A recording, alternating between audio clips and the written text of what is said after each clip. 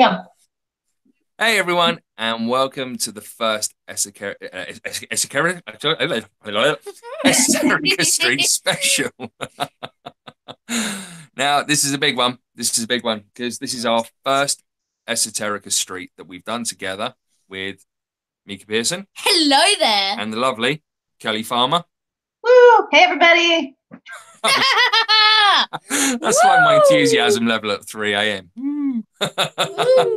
Going fireworks, all sorts of going on in the background. So, however, we are quite lucky enough to be able to start this show in the same fashion as we normally do because PMG also sponsors Esoterica Street. Oh my gosh. Oh my gosh, indeed. The miracle. Miracle is what we need. Hell yeah. So, do you want to do the PMG bit or do you want me to do it? Rock, paper, scissors. One, two, three. I win. Right. So this show is brought to you in association with PMG Goods, clothing for the community by a member of our community. And if you type in FS15 off, you will get 15% off every order over $40. Whereas if you're in the UK, that's actually quite good because the exchange rate is really good, so you actually get it cheaper. Just saying. That's cheating. Shabam. Shabam indeed. So Kelly, how's things with you? All good? All good. Just had my episode last night of Explaining Esoterica. So now I'm ready for Christmas. Yay! Yeah. Oh, look at that. That was a bit more enthusiasm. Yeah. Yeah. Okay. Sorry. What is that? I don't know. Shabam. Shebang. Sorry. Yeah. Yes. And it was a great show as well. Thank you. I appreciate that. How are you finding like doing 2 shows in one day though? You know, for me, it's 2 separate days, technically. For you, though, it looked like it was 2 shows in the same day. It actually was. Yeah. It actually was. 3:30, 7 p.m. A long day for you. But yeah, for me, it was last night and this morning. So. Oh, okay. Right, yeah. Struggle's real. Wow. Bad times. And how's things for you? Well, I've just came back from London. Beautiful up there. It is so warm up there. Seriously. Down here, it's like freezing. And like up in London, it's like a little bit, let's just say fresh. Okay, Mark has asked, can we see the shirts? Oh, right. Okay. Mika. Look, stand up. Join the merry side. Spin around a little bit. Da. Mine's quite. There we go. That's a little bit. And then producer Sarah has got. Jingle bells. Needs to do a little bit better than that, Sarah. Do I? Yeah. Sorry, the boobs and the tummy gets in the way. And you say this is There we family go. friendly. This is family friendly. What? Well, it's meant to be. There goes the kid rating. Right, Whoops. Kelly. Let's see what's on your top. You ready? Yeah, baby. Woo! Yeah. Yeah. Dinosaur. That's Yes. it. We are fully Christmased up. Right, okay, Mark, let's see yours. You ain't coming home, Mark. Yeah. Oh. He's not wearing one. Is he doing a Dex? Do you think he's doing a Dex when he's got like a muscle top on? Oh, yeah. Uncle Dex, my man. Uncle Dex really likes that tank top. He loves that tank top, don't he? So, Kel, Yes. as it is the Christmas special, Did what does Christmas mean to you? Well, for me, Christmas is about spending time with, people that I care about Oh. and showing how much I appreciate them. To me, that's what it means. So why are you spending time with us then? I was Oh, about to say- yeah. I was about to say that who that was directed at has changed over time. Contractually obliged. Mika? Well, Kelly's already done the next one. Yeah. Okay. All right. Well, go straight to the end. Hit the end straight away. Come on, What baby. is your favourite Christmas song? Oh, that was well Done, Mika. I got vocal cords. No. Kelly used to do singing, so she knows a good set of pipes when she hears them. Yes. Favorite Christmas song would be Carol of the Bells, because it's fast, there's a lot of layering. It's more complex. Okay, I'll need to search that up. Right. Okay. Yeah, you're not familiar with that one, are you? No. No. Right. Thank you, Mika. What about you? Well, it depends What does Christmas mean to you? what Christmas means to me. Yeah. Is, well, not a man come down the chimney. Give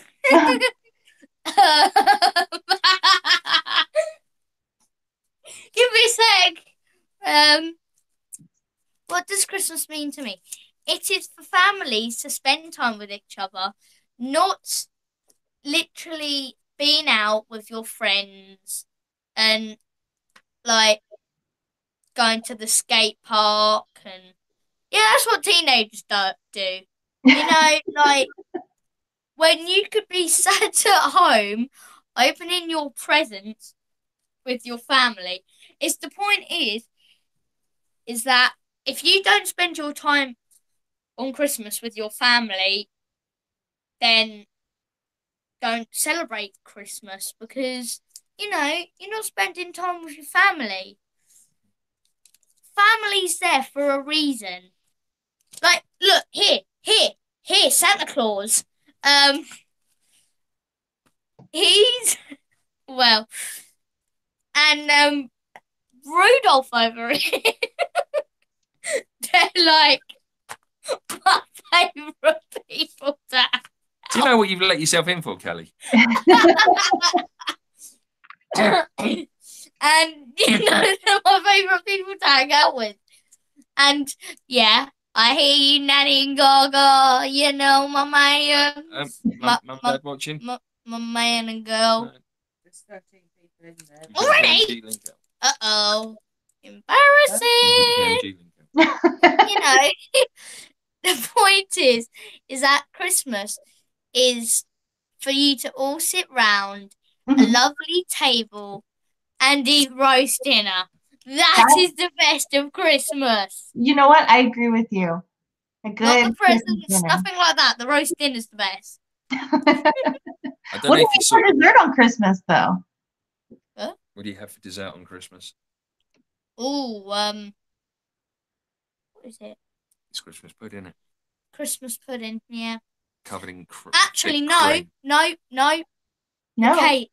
Mummy's cake. You got Mummy's cake. Mummy's cake that has alcohol in it, and me and Nanny are not allowed to eat it. So we're having a sponge cake. Yeah. So. Nice. Yeah. So what's your favorite song then? More details. Favorite Christmas song? Well, it's got to be Hark the Herald Angels Sing. That is quite a good song. Traditional. That's a good choice, yeah. I weren't expecting that. Hark the herald angels sing, glory to the newborn King, peace on earth and mercy might. I don't know the rest of the song. Okay, right, let's go. There you go. Let's get it. And that. We've got to go in anything. Anything about my beautiful singing? No. Nope, we got a couple more minutes before our guests start coming on, Jimmy. We got to get your answers to these questions too. Right. Okay. Yeah. No, I'm exactly the same. Christmas You don't need to is what you said. Christmas. Yeah. No, it is. It's about family. Yes. It's about thinking about those that don't have what you are having. You know, think of less fortunate the people that aren't in that situation that you are, to be surrounded by lovely people, good food. Sadly, I didn't have that one. And stuff like that. So yeah, for me, it's a time of reflection as well as a time of celebrating, without a doubt. Well, it's also the day that Christ was born, so. But the baby Jesus. Yeah. The baby Jesus. So yeah, I mean, it all depends how you feel about things like that, doesn't it? But yeah, for me, it's all about others, giving, remembering, and stuff like that. Yeah, for for sure. That's my Christmas, and spending it with family is like the most important thing. That is what Christmas is made for. Yeah. My favorite Christmas song will be "Fairy Tale in New York." I haven't heard that one yet. Yeah, you have. Yeah, it's the Pogues. Yeah, that's definitely my favorite. Nice. Although Ed Sheeran done a copy of it a while ago, I think, and it was like not as good. Please don't go on about Ed Sheeran. Anywho. Yeah, but we don't like Ed Sheeran. Well, I used to. He used to, but then now he's just. Yeah. Now I just can't stop the feeling right now. That's Justin Timberlake. No, sorry. He loved Trolls the movie, so that was obviously in the soundtrack. Yeah. Can we please cut that bit out? No.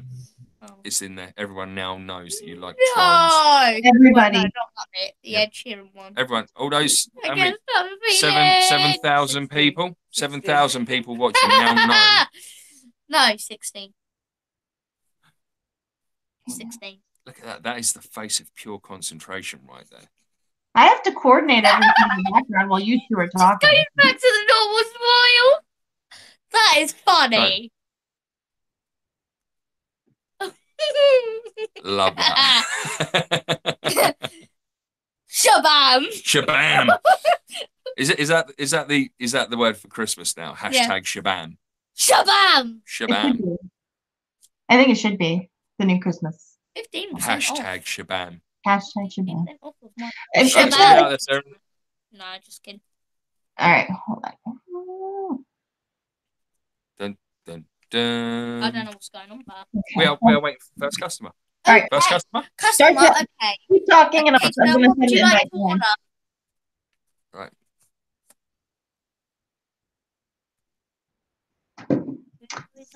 You guys aren't talking. You're supposed to be just filling it with time. All right. Is that what? Okay. Jingle bells, jingle bells. There you go. Weather's nice this time of year, don't you think? Well, it don't eventually snow. It's we've got no chance here. No chance of snow here at all. Rain, yes, much of and Yay! I have no chance of snow either. When was the last time it even snowed in? Has it even ever snowed ever in California? It snows in parts of California, but in my area of California, I don't think it snowed in like 40 years or something. 40 years? Wow. Yeah. I remember. Uh-oh, here we go. I remember my hometown. I'm pretty sure there was one Christmas we had snow, but that's it. So that's like once in 40 years. Can you remember any other Christmases where we've had snow? Yeah, when he was little, because he was jumping off the trampoline into it head first. That wasn't Christmas. Oh, no, it wasn't Christmas. No, that was another day. No. There you go.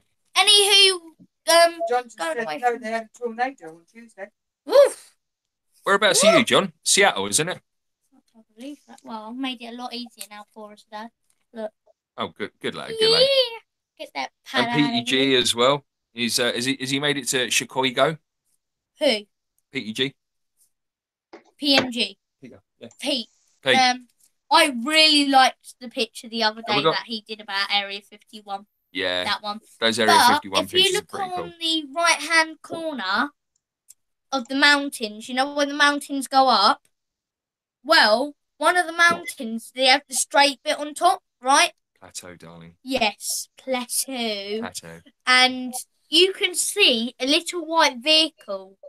And Pete says, someone's watching me. No wonder, there's freaking camo dudes there. Camo dudes in the picture of Pete at Area 51. Oh yes, and my Nan and Gaga have all wished you a very Merry Christmas, all of you, and a very Happy New Year. They said that to me when I was coming home. Oh, that's nice, isn't it? Yeah. But they, sadly, Nanny didn't want to come on, so. Yeah, I don't think we'll ever see my mum on our show, neither, Kelly, so. Same as both. Fair enough. Not intentionally, anyway. Our first guest is working on getting on. Yeah, no, that's awesome. What do you want us to do now? Well, Sing Christmas songs. yeah, sing Christmas carols. Go. Yay! I've got this gift Yes! for you. It's up in my bum. Do it again, do it again. I've got this gift for you. It's up in my bum. Up in my. Bum. Up in my. Bum. Very nice. Thank you. Bum. Okay, right, Kelly, your turn for an inappropriate Christmas carol. Yay! I don't know that I have any inappropriate Christmas carols. Jingle bells, I have spent a lot of my teenage years caroling, so I know almost all the traditional ones. Here we go. Yay! Chucky! Hey! What up? Merry Christmas! Merry Christmas, Christmas! Chuck. How are you? I'm good. How are you guys? We're good. We're really good. That looks incredibly hot and sunny there. Yeah. It's like 20, 25 degrees. Oh, that's it's nice. Great. When my wife, when she asked me to come and move to Texas, my question was, can I go swimming on Christmas Day? So this Christmas Day, I'm going swimming. Hot. Cool. Yay! Clothed or unclothed? Well, I mean, probably both. Oh. Clothed on the way in, and then anything goes. Yeah. Once you get in there, you just got to feel it out. How's the group feeling? Yeah, very, very, very, very cool. What's going on? Are we live? We are like properly live. People are cool. watching you right now, Chuck. Yeah. Well, then what's up, everybody? You've already caused an uproar in the chat room. People are like, Chuck! I'm trying to move back.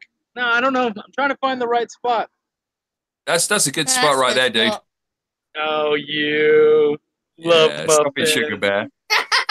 So, what Christmas jumper are you wearing today, Chuck? I don't. I'm wearing a big shirt that says "Big Man on Campus." Very cool. Oh, well, that's a lovely. Very I'm cool. not a really festive dude. Like I enjoy the holidays and I love doing. Like my favorite part of Christmas is finding the perfect present for the perfect person. That's my favorite thing. Like I don't have a gift list. Everybody knows the stuff that I love, and so I usually have no idea what I'm getting, and I'm not worried about that. I'm worried about what am I going to get for the perfect person. Aww. That's very sweet, isn't it? Right? Oh. Right, So shall we what do proceed with the questions, Kelly?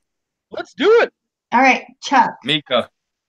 What does Christmas mean to you? I mean, I kind of went over that a little bit, but really, Christmas to me is about it's about family. It's about getting together with family. To me is not just the people that I was born with. It's the people that we've added into our life as we go. So you guys are family. My comic people are family. My friends and stuff back home are family. And so I think it's about reconnecting with those people at that time and just, making sure that they know that you love them, you want good things for them. And I think that's kind of part of presents, a lot of, you like when you find that perfect thing or just that little thing, that person wanted. Like my kid loves frogs. Don't know why, loves frogs. We got them this little silly like $1 frog where you squeeze it and its eyes pop out and it's hilarious. Loved it. Like that was their favorite gift already. And so I mean it's just about knowing somebody and just doing nice things for them and just creating that karmic circle. Oh, that's nice, man. Mika? Next question. We've already discovered No. Who are you spending Christmas? No, where are you spending Christmas? So what happens with us is that the whole reason we came down here is so that my wife could be closer to her family. So we end up usually going to her sister's house, and we spend time with all the cousins, with her kids, with our grandkids, with my mother-in-law. So There's a bunch of us, so I'm probably gonna have to do some cooking for this thing. It's big. There's usually about 20 of us at least. That must be a lovely Christmas. It sounds Yeah. like it, right? There's only 3 of us. 4. Well, yeah, but Oh, I'm yeah, sure probably. you see your 4 parents and people's stuff, and dogs. probably her parents too. Yeah. Yeah, there's a distinct possibility. I mean, they might pop over, you know, but I mean, like the Christmas Day, I mean, like when you kind of look at like National Lampoon's Christmas Vacation and like the whole house is there, uncle's there, you know, the guy turns up with the RV and it's just, you know, that is just massive, isn't it? And That's kind of my Christmas. What is your favorite Christmas song? It's really good. Like I said, I'm not a super like joyous guy, but I love when, you know, bands that I enjoy do Christmas songs. You know what I mean? Like I love when hard rock and heavy metal bands and all that kind of stuff will do that kind of stuff. One of the best bands out there doing a lot of Christmas stuff is like Trans-Siberian Orchestra. And so I mean, you can just put on one of their CDs, listen to it all the way through, and I'm not a holiday guy, but man, I can listen to that CD all the way through and just love it. So it'd have to be something like that. No, they do a great Carol of the Bells. Yeah. I think that's like one of their most famous. we got to Well, write and that did down. you know that they started as a 1980s glam rock band, Wow. and then, you know, realized, hey, there's other stuff we could do, and became that. Yeah, there's another road we can take this band down. Right. So there's actually been a question in the chat room, Chuck. Okay. Ooh. Wow. Nice. Dan says, Chuck, can you please sing an inappropriate Christmas carol? Oh, Can I There we sing go. an inappropriate Christmas carol? Inappropriate Christmas carol. any. What, like What's happened there? Jingle bells, Batman smells, Robin laid an egg, you know, like that kind of stuff? Yes. That's the one. Batmobile lost its wheel and Joker got away. Hey! Yay! Oh, we're upside down. That Uh-oh. was tamer than I thought. You're sideways, Oh, we are. Jimmy. You. Oh, hello. What's happening You're here? gonna mess up my neck. You know, right? You rotated. Oh, what's Do we going all on? have to do that All right, now? now you're right side up. We're now I back. was gonna put my laptop sideways. Now you're squished. Oh, really? Oh, what is this thing that is happening to us right here? Ouch, Christmas special. This hurts. Christmas special live.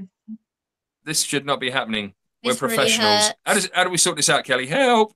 This really does hurt. Try Are you rotating. professionals? We're like everyone else in the world, Chuck. We're just winging it better than most. Right. Hey, that's the way to do it, man. That's my whole Well, whole Mark mission says you statement. lost weight, Jimmy. Sorry, the bub. Mark says you've lost some weight, Jimmy. Too bad. Right, where am I at? Where am I at? Yep. I've lost everything now. No, now you're going the wrong way. There you go. Okay. Wow. How's that? Any better? Nope, you're still. Hello. How am I going to sort this out? I don't know how you do that. Maybe You're so leave handsome and as then crap. rejoin Um, them, Dad. What happened was my battery was Call dying. in Hmm. Try rotating I- it and then rotating it again. Rejoin. I'm gonna hope that that works. There you go. Yep. Ah, Okay. Help now us. back. There Hey, you go. Woo! Professionals. I know that was a rough one. All right, Chuck. Before you go, we have a few more minutes. I wanted to ask you kind of how has this year gone for you and your comics, and what are your plans for 2019? You got 5 Yeah, minutes. totally. So 2018, I mean, was huge. It was the first time I was published as a writer. So that was, and I mean, I've been writing since I was Mika's age. So to finally get out there and get my name out there and make that happen is huge. And actually, it's funny. we got so much going on. We got Belial coming up soon. We have the next Welcome to the Void happening soon. And actually, right now, if you guys go to Kickstarter, there's something called The Advocator. And The Advocator is really cool. It's an anthology that takes a lot of big indie comic, well, I want to say big, but I'm a part of it. A lot of indie comic franchises, and we all have special 4-page stories that you can't find anything anywhere else in that book.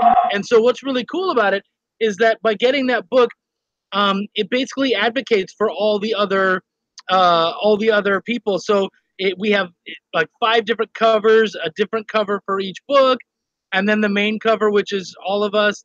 And there's some really good series in there, some really great stuff. And I was able to do a Welcome to the Void story in there. And honestly, I'm so proud of it because it makes the first issue 100 times better. It really does. It just delves into so much depth and interesting stuff that I really hope people get to check that out and enjoy it. So if you guys want, check out The Advocator on Kickstarter. And other than that, I'm just going to keep doing what I did last year or this year, only way better.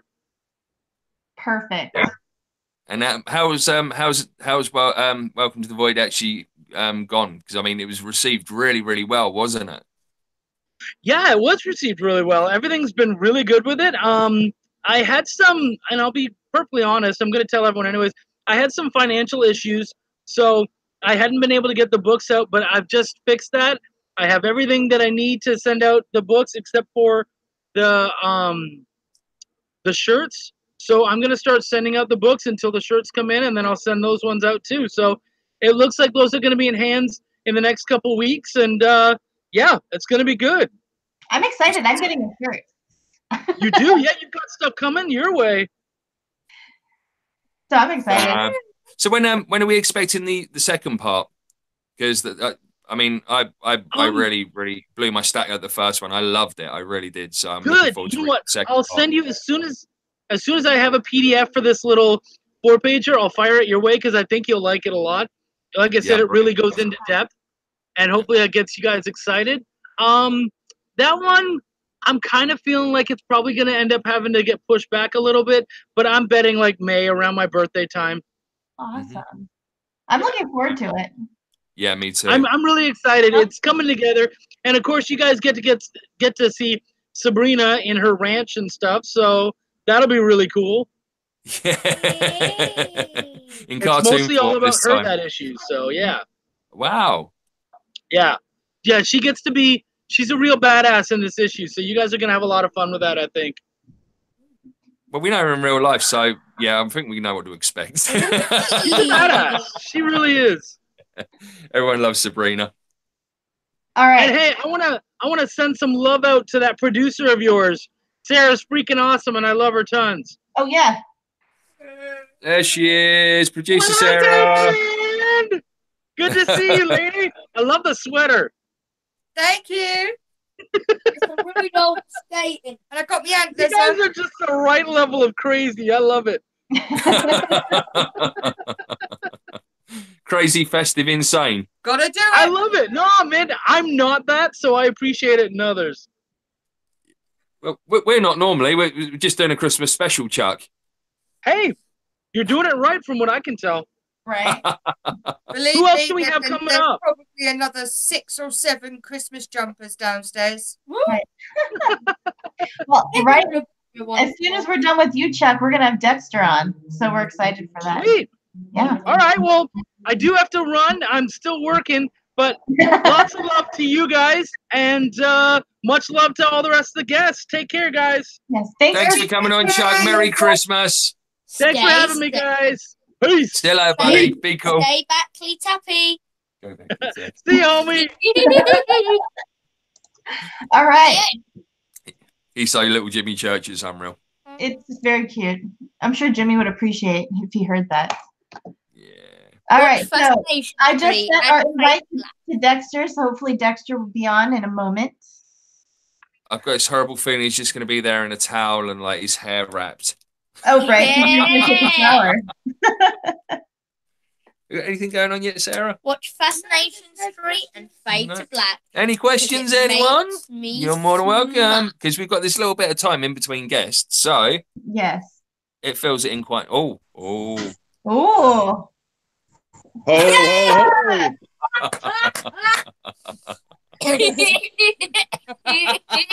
Merry Christmas! Merry Christmas! Yeah. Hello, Dex. How are you? Dex Hunter. It's a bit warm over here for Christmas. You're welcome to take it off, buddy. You're probably sweating one out right there, right? Oh no, we're all dressed up. So Santa's here and Mrs. Claus is here. She's wearing her sparkly hat. Hi, Lizzie. How are you? And we have the wrestling elves. The jesters. The jesters. Oh, Yeah. she's grown so much. He has. I know. Inky, come on. Let's say hello. Come on. All right, here we go. There's Inky. Oh. Dude, seriously, the size. Yeah, he's huge. Little fluff ball to just huge Ah. dog. It's huge. Cuddle. He's put on 10 kilos since we got him. What He's are you 17 feeding him? kilos. Dex? A lot of food. Come here, Sonny. Oh. And this is our old fella, Sonny. Here we go. Hello, Sonny. Aw, Hey, Sonny. such a cute elf. What cute elf. So this is going to be too hot, so we'll just rearrange this around here. There we go. Oh, that's a bit more like it. Dex. Yay. There we go. And the beard's got bigger So how as well. are we all? Yeah. Same old, Merry same old. Christmas from Australia. And Merry Christmas from the UK. John's asked, how cold is it there? What was that? Hey! Oh, About 23 degrees. it's about 23 degrees, but mind you, it's only not even 5:30 this morning, so it's Wow. it's singlet weather already.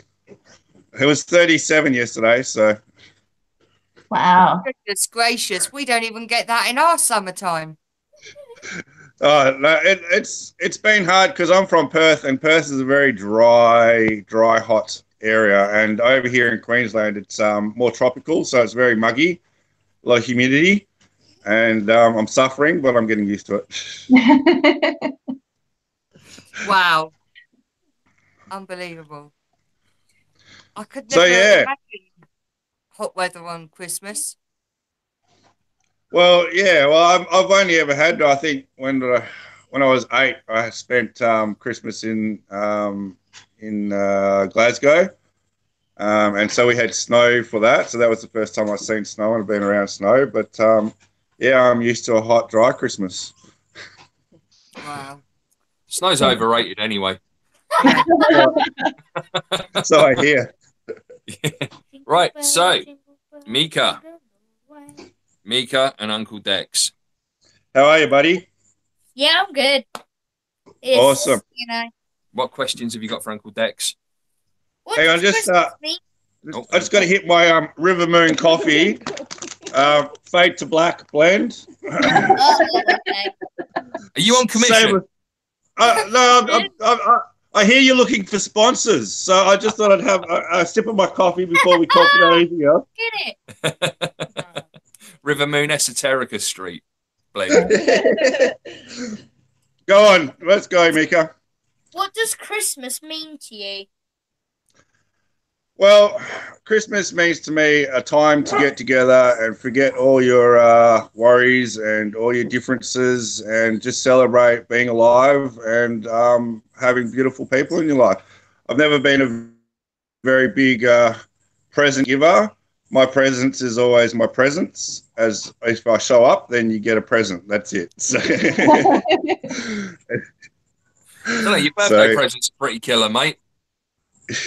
Oh, yeah, you like them, did you? Yeah, big time. Yeah. Awesome. The Yeah, Dexter that shirts Dexter- had a few outings. Yeah, no, I saw you wore it on the last show. I was really stoked that you did that. So I'm glad you like it. And the crystals, you like the crystals? Absolutely. They're actually charging at the moment. We got them in the bay window. and they're getting like some of the full moon. Yep. Because that full moon at the moment is outstanding. I walked down this morning to work just before 6 a.m. and it was just boom. It was gorgeous. Yeah, I was having a good howl last night when I went out before I went to sleep. So always got a howl at the full moon. Yeah, absolutely. Work out okay for you? Hang on, the dogs are getting a bit rough. I think they're hungry. Oh. It's all right. Food activate. Okay. You can hear the bells going. All right, so back to the questions. Where are you spending Christmas? Well, we're going to go down the beach. We're going to take the dogs down the beach and we're going swimming. So I'm pretty much doing the same as what Chuck's doing. I'm swimming on Christmas. Nice. Right. Same question as Chuck. Clothing or no clothing?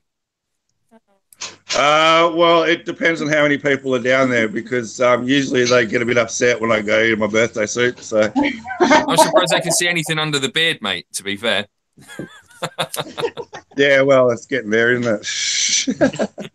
That is one seriously big bit. Honestly, when you get over next year, I'm just going to be like, I want to touch it. I just want to be like, oh. You're going to rub your face in it, are you?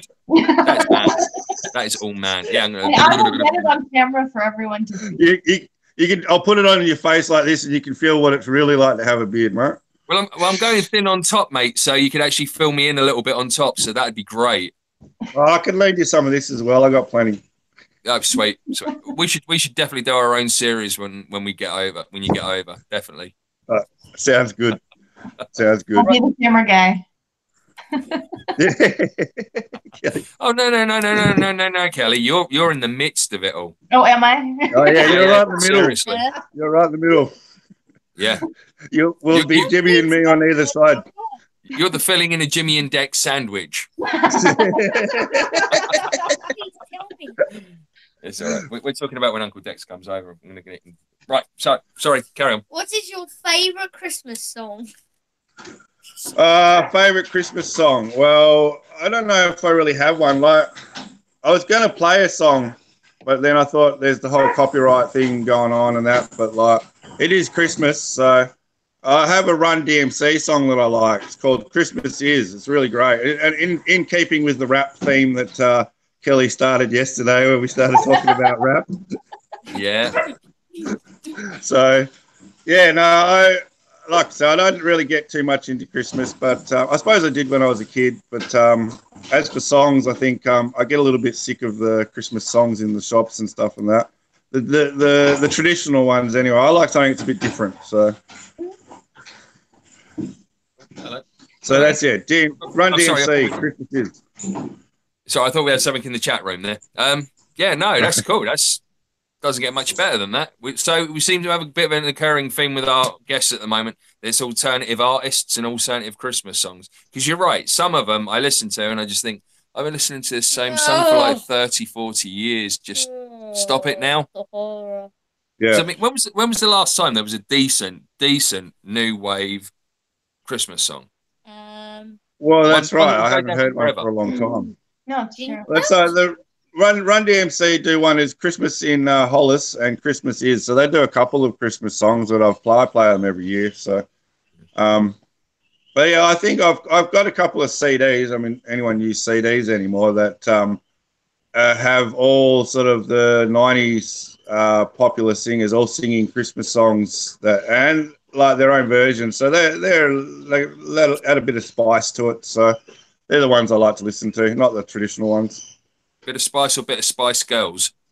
Yeah, I haven't listened to the Spice Girls for a very long time, but yeah.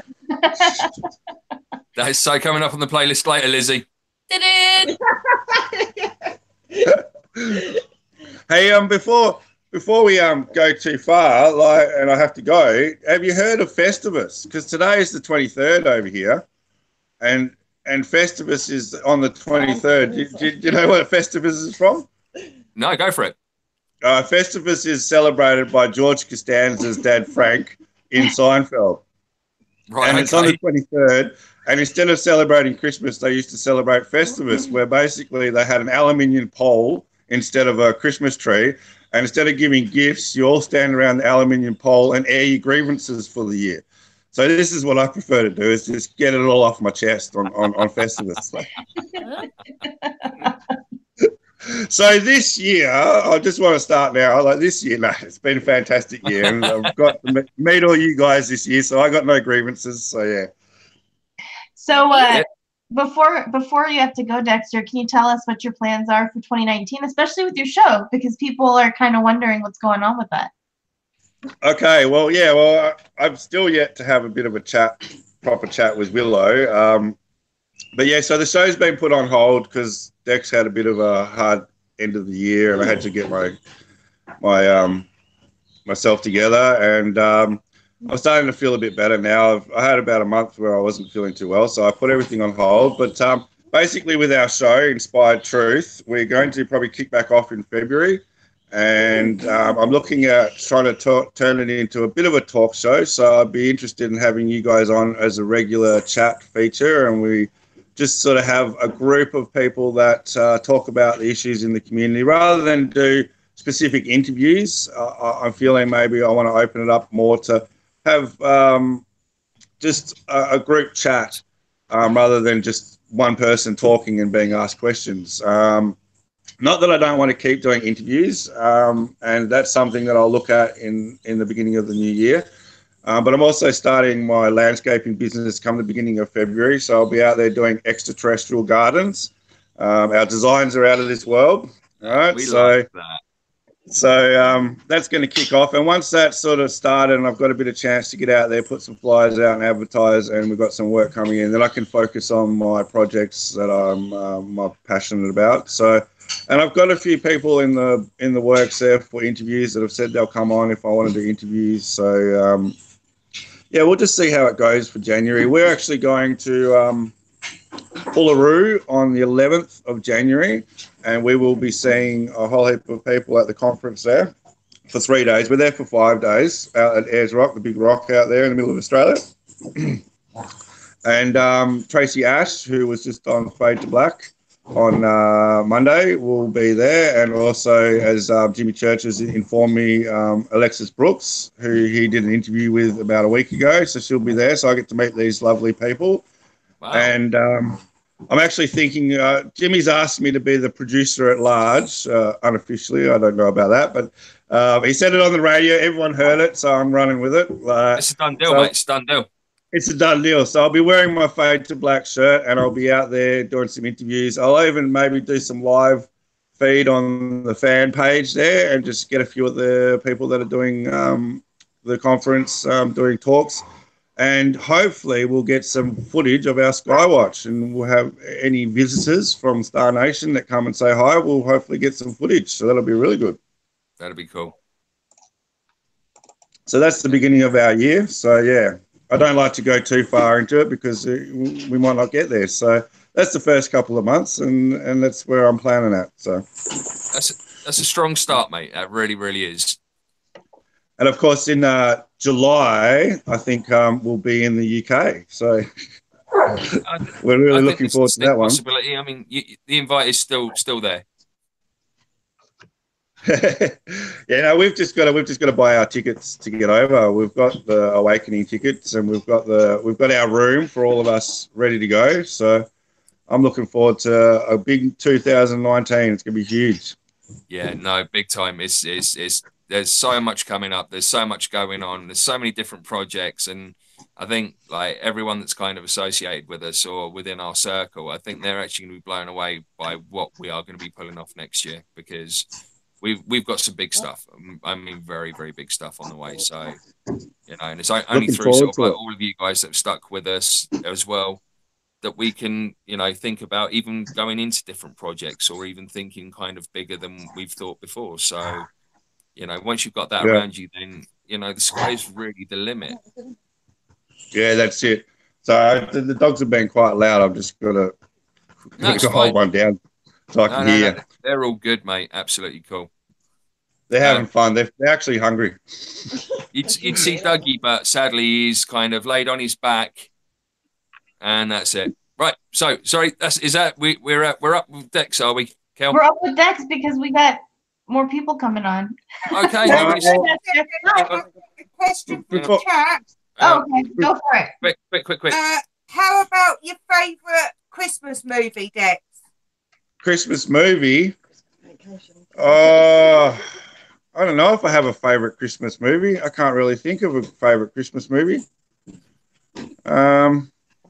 Yeah, I'm drawing a blank. No worries. There we go. National Lampoon Vacation. That's pretty funny. Christmas Vacation. Yes. Get in there, you beauty. Awesomeness. Right. Thanks.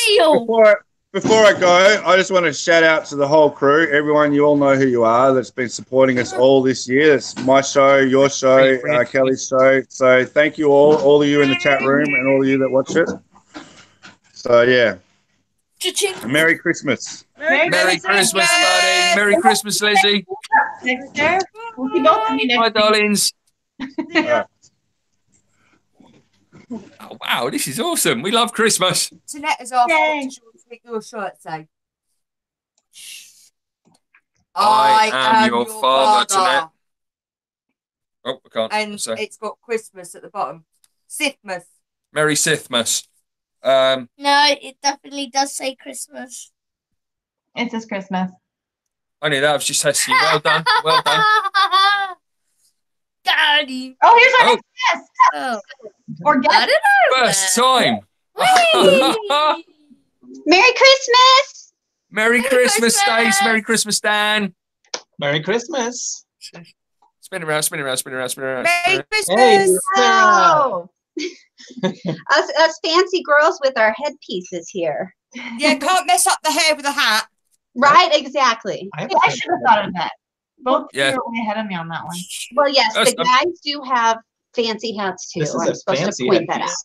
Look at I that. mean, Dan hasn't worried about messing his hair up with his hat or anything. Nor have I. Right. We've let ourselves go today, right?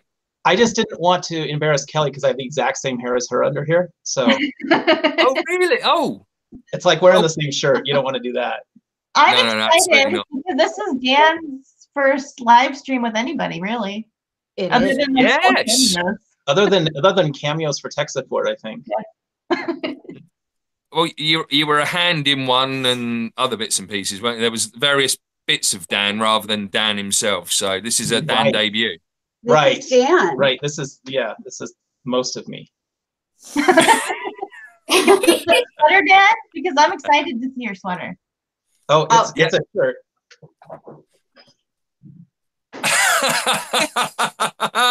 Son of a cracker!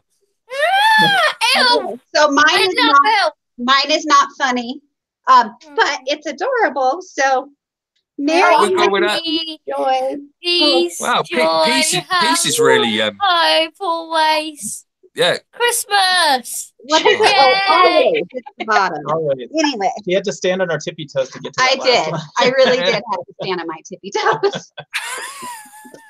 And of course, the hat. I have this special. Oh, You see- there. Oh, That is cool. That's pretty good. Right. Yeah. Dan, before we go into any other questions, I'm going to hit you first because I know you're a good guy here. Okay. Die Hard, Christmas movie or not? Why is that even a question? Of course it is. It was something that came up at work the other day, Yeah. and I threw It's not myself even a question. totally headlong into it, and they were like, "No, it's not Christmas." I was like, "It is a Christmas. It is a Christmas movie." Oh, And it is. seriously, But I have to admit, it's not my favorite Christmas movie. My favorite Christmas movie is Gremlins. Gremlins. we have Yeah. a surprise that just popped on. What's that? We have a surprise now. A surprise. Apparently. Well, they popped on. I don't know.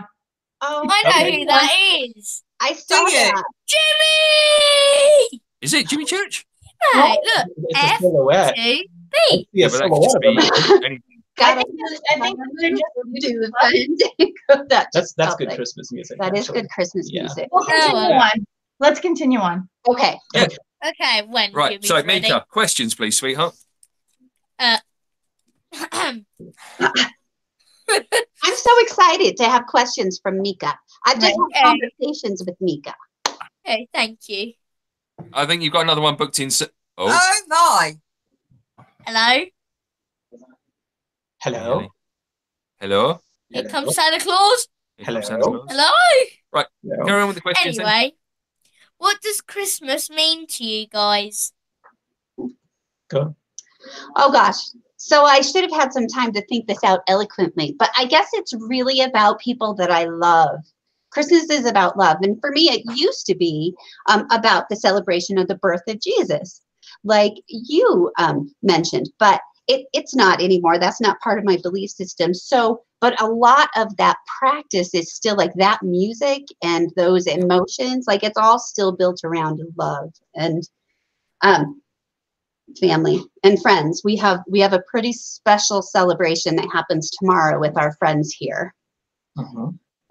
Do you want to mention it? Tomorrow? Well, yes. Yeah, you can. Oh, okay. Anyway, we're going to something local we celebrate with our friends called Wafflemas. Yeah. And it's a post-apocalyptic all-you-can-eat bacon on waffle bar. Thai buffet. Wow. Yeah. Something like that. I need to come over tomorrow. I'm sorry. A ridiculous amount of bacon and waffles, and just spend time together. And more bacon. More bacon. Yeah. And play games. And so that's our tomorrow celebration. Yeah. I need to come over. I'm sorry. I know. Come on over. Send to me. Give me an airplane. You could also start your own Wafflemas celebration wherever you are. And any day, really. Well, we normally do waffles on Mika's birthday. That's his birthday breakfast and pancakes. Oh, what sorry, do you like pancakes on as well. top of your waffles? We're quite traditional. We go for stuff like banana, maple syrup. Mika likes a little Nutella. I know it's not quite the same, but obviously you got to remember we're British, so we have to do everything as good as you, but just totally different and wrong. Oh, at least you don't put Vegemite on it. Thank goodness. Who would do that? I don't know. Who would? Right, Torana, are you in the chat room? Where's my Torana? I'm a bit nervous about this F2B. Maybe it's been actually recorded. I do not know. Okay, we've actually got a new person in the chat room. Oh, hello. We have Sharon. Hey, Sharon. And she's asked, when your guests come on, can you have them introduce themselves and tell that's a me really where good they're idea. from for us newbies? Oh, that's a great idea. Right. Well, I am Stacy Herrick, and this is my husband, Dan Herrick, and we live in Colorado in the United States, and I am friends with you all. You guys are like my family. Yay. You guys are all extension. And I met them through the Fade to Black chat room, really. It was the Fade to Black show that kind of brought our extended kind of soul family together. And I really, Jimmy and Mika and Kelly, you guys all mean so much to me. But so I was part of a previous show with Kelly, and I pop on her show occasionally, and I'm a moderator for her. And can we make an announcement today that I am now going to be help moderate you guys too, Fascination Street? That's really exciting. We will get you your wrench in the post, madam. Wrenches. But my husband, he's one of the wrench wenches, I like to say. Oh no, he likes that. Yeah. but we should come up with a title for us. I like wrench wench. Wrench wench. Yeah. Can we have a vote in the chat room? No, I'm happy with that. Kelly, Yes. wrench wenches. I'm fine with that. Okay. That's it. We are the wrench wenches. So Dan, would you like to explain to a 10-year-old what a wench is? Right, this is your big moment, Mika. This is your big moment. This is an induction into life. It rhymes with wrench. That's it. That's all you need to know. Yay! Oh my god! Dan, well put. I tell you what, mate, for a debut, that's pretty, that's out the park. Well done. So I don't want us to get away from Dan introducing himself. Oh, that's going to be a much introduction. I know, but you need to introduce yourself. Okay, I'm Dan. I'm an innocent bystander. Hi. I'm the supportive parent for all her adventures. Very supportive. I certainly, I do listen in and all the shows and have a lot of fun. Interacting with everybody and taking it a lot less seriously probably than most. But we're really converting you to the dark side, Dan. There's a dark side. Slowly. Join us, Dan. I You thought were you were outside. Wait, Contact. what's going on? Yeah. Yeah, No. You got sucked in at Contact, so. Yes, I did. I did get a chance to go to Contact in the Desert this year. That was one of my past year's reflections, which was pretty amazing. A lot of fun. And I have a skeptic's approach to everything, but I certainly enjoy listening, and I have a lot of parallel interests. Well, and he listens as a skeptic, but he also listens as like a huge sci-fi connoisseur and fantasy connoisseur, and so many things that come up in our community. Someone's story, he's like, oh, well, that's just like such and such book, huh? Like, and so he just yeah, that's a problem in our debates. He always has some way that someone has published that story in a way before. Yeah, but that's not necessarily a bad thing, though, Stacey, is it? I know, That's it's quite not. nice to have. It's not, and it's really led to some fun conversations over this We do. year. We have some good, healthy debates and Yeah. good conversations. You know, and it was so fun to get to take him to Contact in the Desert. I had been the year before and just made all these great heart-to-heart connections with people, and it was so much more about taking him to meet those people than really being converted to the dark side. But it was really fun for him to just take it all in, and he did come home with the most amazing singing bowl, I have to say. That's true. It's back there somewhere. Back there. Amongst the djembe. Yes. Yes, and the djembes and our special friend back there as well. Oh yeah, Trixie. Oh yeah. Oh yeah. Ah, that looks better. That looks like a xenomorph. That's a dinosaur. A dinosaur. Yeah, that's she lost Trixie. a little weight since the last time I saw her. Possibly, yeah. And Dan, do you also live in Colorado as well? Yes, I live with Stacey. Yeah. Wow. Okay, I'm gonna jump in. Oh! I can't get my camera's not working. I can't get it to work. Oh. Hey. I don't know why. Hey, my friend Jimmy. I just checked it on all. It's running just fine. It's just not running with this. I don't know. Okay. It's lovely to have you in voice, Jimmy. Okay, so what are we doing here? This is in a half an hour. Yeah, you got as much time as you want, Jimmy. Is it happening now? Yeah. Oh, Yeah. I thought it was starting in a half hour. Well, you have to scheduled for in half an hour. Oh, okay. Yeah. But you can come on now if you want. No, I was testing the system, and now I spilled coffee all over my keyboard here. Oh, great. Okay. All right. So what's going on? Merry Christmas. Merry Christmas, Merry Jimmy. Christmas. Jimmy. Merry Christmas. Merry Christmas. How is everybody? Yes, I have actually. We're doing great. How are you? I just said I'm great. I'm gonna keep going in a cycle, I guess. Yes. The infinite courtesy loop. Okay, I'm here. So what's going on? Let's do this. Let's do this. Mika, you want to talk to Jimmy? Go for it. What does Christmas mean to you? Hold on for a second, Mika. Hold on. Okay, what's that, Mika?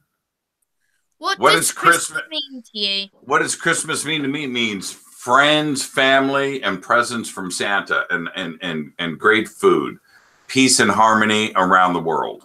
You know, that's what it means to me. Always has. It always has. I always look to this time of the year for everybody to be a little bit nicer to everybody else, and the excitement. Of course, it's usually colder outside, so you have that part of it, and dressing up and things. But it's just such a big, enormous celebration. I just enjoy it so much. And like I said, the main thing for me is where everybody just a little bit nicer to everybody else. So Yeah, there spot you on, go. Jimmy. Well said. Okay, It's on you, Mika. Well, Where are you spending Christmas? I'm spending. Where am I spending Christmas? Well, Yeah. I mean, I'm waking up in my own bed, so that's a good so I start. guess yeah. So I guess that's where I'm spending. But then we are taking we're having dinner with our parents.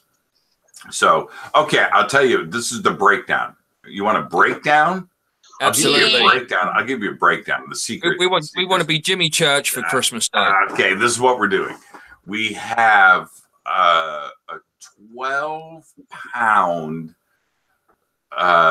ribeye roast, prime rib. Whoa. 12 pounds. Okay? Wow.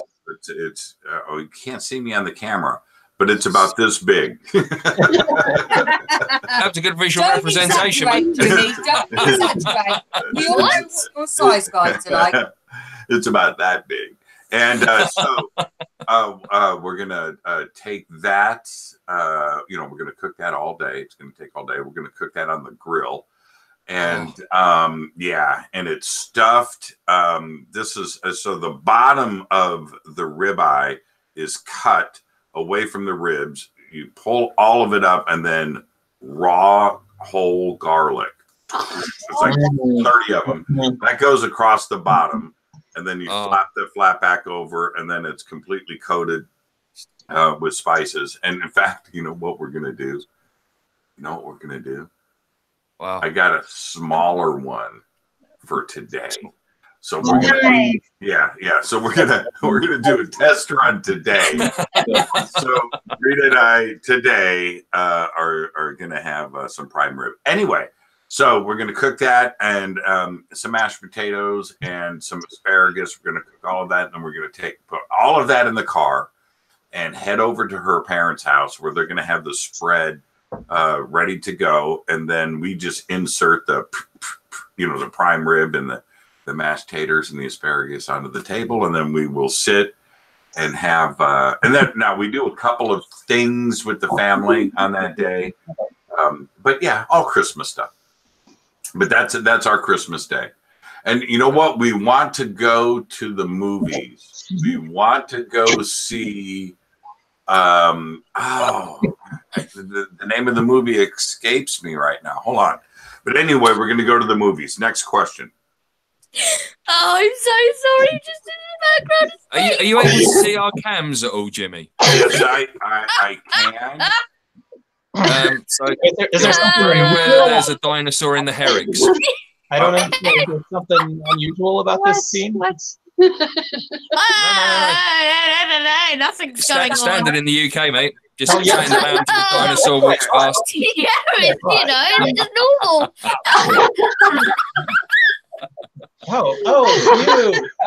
Yeah. I would like to introduce you to our 17-year-old son. Oh no! Oh, so it's not a real dinosaur. Okay. As long as it leaves Mika's Auntie Stacy, I'm pretty sure he won't mind anyway, Jimmy. I thought it was real. I thought it was real. Thank you, John. With the Herricks, you never know. Well, okay. So Anyway.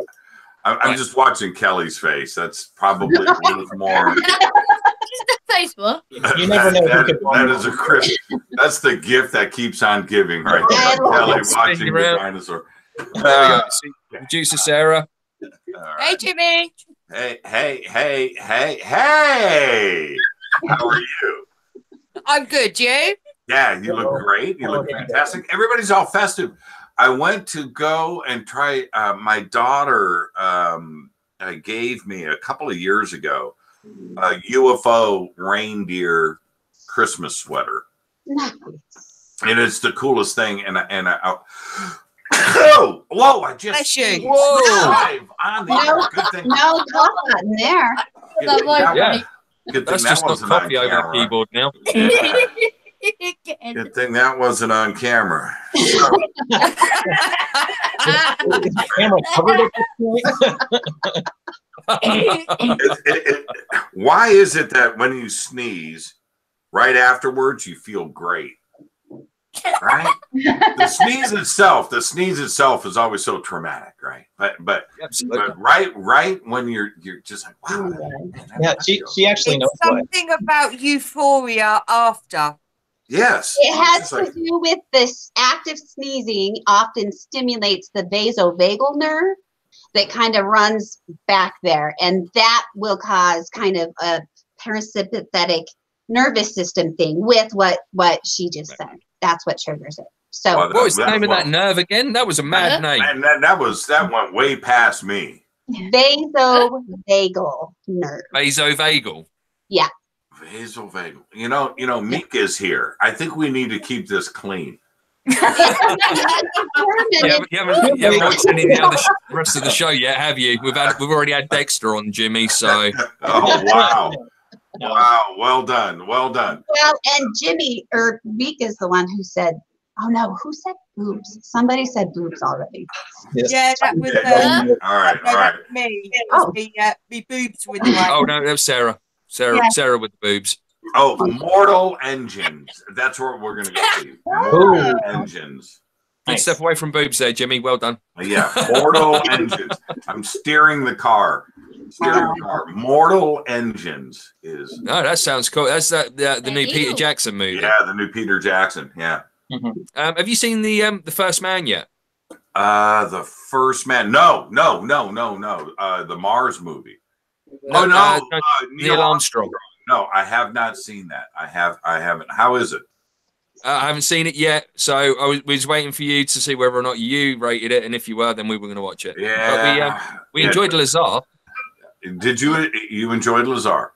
Because of obviously Mika not only being fresh to the story. Right.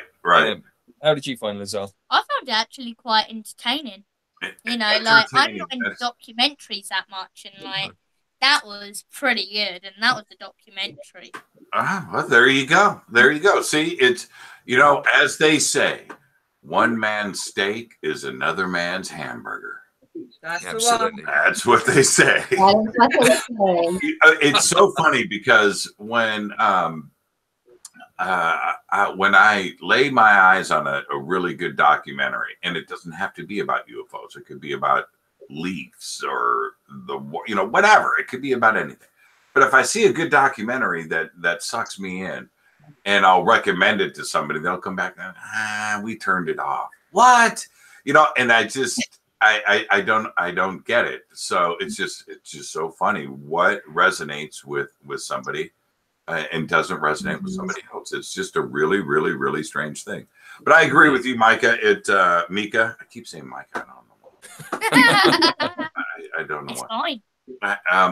Is that it was entertaining, and I think for you look at it two ways. One, if you've been around with Bob Lazar since the beginning, then you've been searching for new stuff, and you want to see. You've been wondering what he's doing today, and what's his life like. So you get that element of it. So the old school Lazar fans out there get that. And then if you are new to the subject, like you are able to jump in and get a little bit of understanding about who he was and who he is today. So, I think there's something in it for everybody, but I'm really glad that you enjoyed it. He's a very intriguing guy. And, the question that I have, Mika, and you'll probably have this as time goes on, as the years go by, why did he decide to surface? Right? Why did he, after 30 years, why is he back? That's the interesting thing. What's the reason for that? Right? Are there dark government people telling him he's got to come out and tell his story? Is it that? Is it because he was asked from a friend to come out and he was coaxed into it and talked into it? Did he just want to let everybody know where he was, or is there some other information that he's going to bring forward? Maybe yes, in the future. I probably think the last one. Yeah, you think he's got some secret stuff? Yep. What do you think he has? He doesn't have coal in his stocking, by the way. He's got element 115. Well, if you look in the movie carefully, he has these like kind of what? The hand scanner. Yeah. Yeah. Oh, yeah, the like hand that, scanner and was good. Yeah. Yeah, it gets That on was the cool. hand like little balls, and it's brilliant. Oh no! Yeah, You're on about the science, the project that he done. The If you look carefully, it seems like that it's coming on. So probably maybe it's either him moving it forward, but it's reversing it, or what's happening is they have some kind of magnetic conversion, something like that, and it goes onto his hand, and maybe it like scans something that's going on, and then suddenly just a UFO comes out of nowhere. That's what the interesting thing is, because it doesn't show anything of that about the magnetic balls. There's nothing. Maybe he was using the Force. Okay. Yeah, it could have been a Jedi mind trick. Oh. Could have been a Jedi mind trick. So, okay, do you have a list of questions, or can I just ramble? We've got one more written down for you. And then you can ramble as much as you want. And it's still you, Jimmy. All right. Chat room. Okay. What is your favorite Christmas song? Oh, that's too simple. That's too simple. Well, actually, okay. All right. I've got to go. I mean, top of the list, toppity top. Nat King Cole. Nat King Cole, Christmas song. I've just got to go there. But if I looked at things in totality, I'm going to have to say all of them. But then if I really analyze this, I got to go with the Charlie Brown Christmas, Vince Guaraldi trio, from the beginning to the end, the entire album. And because first off, it takes me back to my childhood. But second, it's the Vince Guaraldi trio, one of the greatest jazz trios ever. So, yeah, Christmas Time Is Here by Vince Guaraldi Trio with the Peanuts singing in the background. Man, that's rock and roll right there. But yeah, so there you go. I think toppity top, Nat King Cole. That's fair, definitely. And we've managed to find the Peanuts Christmas movie for Mika to watch as well, Jimmy. So that'll probably be Christmas Eve with National Lampoons. Oh, right on. Yeah. We watched. You know what we did see? What? There's a new on Netflix a Christmas movie with Santa Claus. I'm trying to think of the two kids that are in it, and it takes place in downtown Chicago, and it's with oh man, I'm unprepared. It's not Goldie Hawn and Goldie Hawn is in the end of the movie. Yes. And then Kurt Russell is Santa. Yes, Kurt Russell is Santa. What is that called? I don't remember. The Christmas Chronicles. I know that one. I thought we were getting close. I thought we were right there. Have you got it, Kelly? Yeah, it's the Christmas Chronicles. Yeah, Christmas Chronicle. Oh man, it's the Christmas Chronicles, and it is really, really, really, really, really good. It is fantastically great, and you know, I'm sitting there with Rita. We're watching we never even got up. You know, it didn't move. We watched the movie beginning to end. But I said to her a few times in the movie, I said, "This is a Christmas movie. This is great." Yeah, I loved it. I loved it. You need to check that out, Mika. We've just got that one written down now. Yeah, it's really, really, really cool. It's really good. Jimmy, are you cool to take a couple of questions from the chat room? Sure. Yeah, let's go. Right, I'll pass you around to Sarah. Okay, Jimmy. We've got a couple of questions. We've got what's your Christmas traditions? What are my Christmas traditions? Okay. you have a couple because we go through phases. But when our daughters were still young, we did everything that is, I would say, normal, if you can call it normal. We did everything. So, you know, the trees, the decorations, the gifts, Santa, letters to Santa, stockings on the fireplace, all of those things. And I look back, we did all of that because of what happened when I was a kid, and we all experienced those things. And I wanted to make sure that those traditions are continued, right? That they are absolutely continued. Today, lights on the house, you know, and the tree and those things, they're still there, but I don't have kids in the house anymore. So I miss that part of it. But I made sure for about 7 or 8 years that those were the most rockinest Christmas ever in the history of everything. You know, and all of it. And I don't want to give away any secrets. I can't do that right now because there may be kids listening. So let's just say that they were the rockinest things. And isn't it great how I want to make sure that those traditions continue. So we as adults and parents, there are certain things that, you know, this is on government lockdown, and we need to make sure that we continue these traditions, you know, and that's it. I mean, and that's it. I'm not going to say anymore. So yeah, that's it. Okay. Next question. Okay.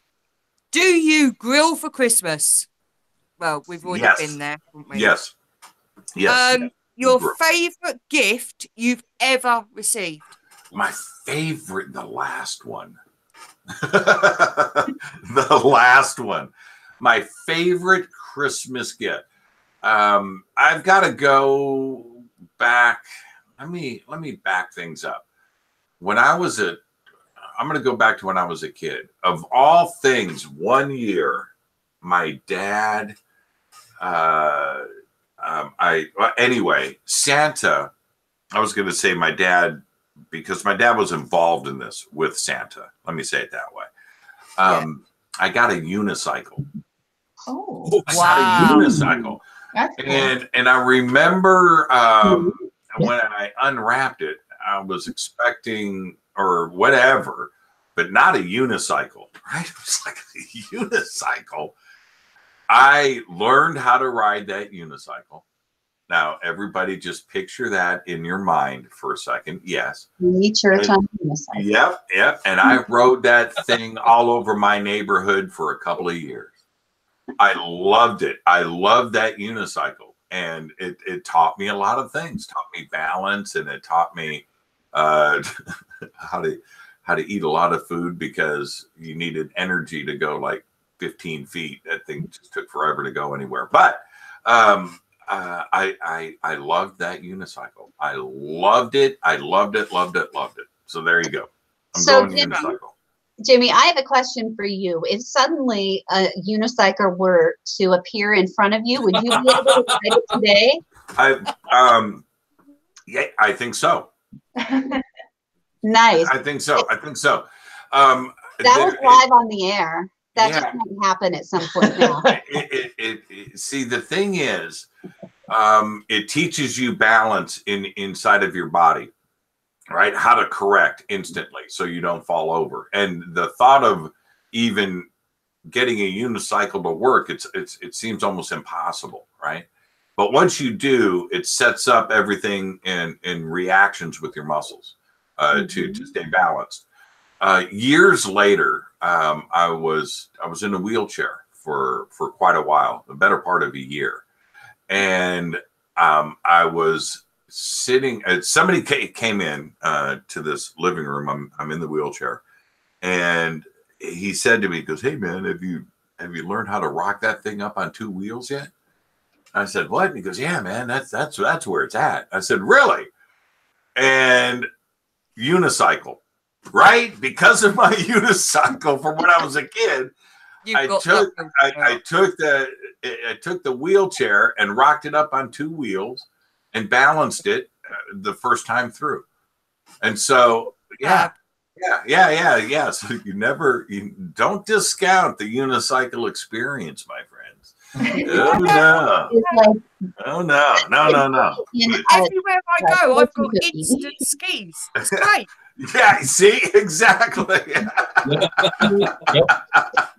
I may look like Bambi on ice, but I've got instant skis. Everywhere I walk. Oh, that's funny, Sarah. Okay, what else? Okay, favorite Christmas movie. Favorite Christmas movie. Oh, I thought we did that. I thought we did that Oh, already. that's okay. Oh, Yeah. Well, okay. Well, no, I discussed. Okay, my favorite That was Christmas music. movie. Yeah. oh, yeah. Yeah. I think of all the TV specials when we were kids, and of course, at the top of that list is Charlie Brown. I mean, there's. Is that a Christmas movie or is that a Christmas special? Christmas special, I think. Yeah, I still enjoy. Look, Home Alone rocks, Mhm. and even though that's a newer movie, now if we go back and I still like Miracle on 34th Street. That's a great movie. Yes. It's a Wonderful Life is a great movie. Oh! Wait a minute. I think Jimmy's come up. Hold on. Yeah, it just came to me. Bill Murray, Scrooge. Oh, Yes. I haven't thought about that in a long That is so good and so well done. Yeah, Scrooge. It just shows you how demented my mind is. I don't mean it to be so demented, but Scrooged is a family Christmas movie. Totally. we're forgetting a very important one, which is my personal favorite. Here, let me give you a hint. Hold on. Wait for it. This Hi, will Hog. not surprise you. You're going to have to unplug it. Oh. Yeah, you're in frame. Yep. Yep, Can you guess? Who can guess? A Christmas Story. Yes. Oh, yeah. That's With right. a leg lamp. There is a leg lamp in my house, Jimmy. Would Yeah, Rick that is cool. put a leg lamp up in your house? That's right. No, I don't have any legs. I don't have any legs. No, neither No do way. I need artificial ones. The leg lamp. Okay, any more? Not so far from the chat room, so I'm going to pass you back to the boys. Okay. Let me go back to the boys here. There we are, and we're back again. Yeah, we are. All right, Right, this is okay. So this is Mika. When you were first on Fade to Black that first night, and the very first time, you wanted to talk about Area 51. Now you have seen the Bob Lazar movie. Do you think that Bob Lazar was at Area 51? Do you think he set foot on that base and is alive to tell about it? Well, if he had a pass to he was in in S4, darling. S4. That's like a version of Area 51. Yeah, it touches, but but to get to Area 51, you have to fly on the planes from the EG&G planes from McCarran Airport, and then you fly into Area 51. To go home, you fly out of Area 51. So he was flying in to Area 51, stepping off of the plane, putting his feet on Area 51. I'm asking you, do you think he put his feet on the runway at Area 51? I definitely think that is true. I've got to say. All right. So I think it's true too. Don't let me influence you, though. That's why I wanted you to answer first. I think he did. Now, the question is, what did he do while he was there? That's the question. I believe that he was there. Was he serving food in the cafeteria? Was he a cafeteria worker? Right? Or was he Was he out there messing around with flying saucers down at S4? That's the big question. Well, this is a spoiler alert bit. Well, okay. There's a bit of a problem. There was a bit where he said, I went inside this thing, this UFO, and it wasn't human form. Nothing was human form. Now, that is the bit where I'm thinking, hang on a second. If he had access to Area 51, only like the top people can have like access to the flying saucers. Are you saying like the door will be like down on the UFO and just go, oh, here's a door. I'm just going to go up the door and see what's there. Right, you know, right. It's not like someone was just like, right, in you go. I knew it. He's winding us up. So that's the point where I'm thinking he didn't have no access for that bit. Good critical thinking. I like it. But there was no people around him. That was the point. One other guy, didn't he? Only one other guy around him. The rest, no one else was there. So you knew straight away that he sneaked in there. You knew that straight up. That's the only way that, what you're saying, officially, he wasn't one of those high up guys. So officially it did. But if it did happen, he snuck in. Yeah. Yep. And now, I thought you were going to go somewhere else with that. Okay, so reframing the question. So I'm gonna go where I thought you were gonna go, Mika, and that is, this is where I'm a little bit confused, where everything was small, right? Little teeny tiny chairs, little cute chairs, little cute, everything's cute, but he just walks in, right?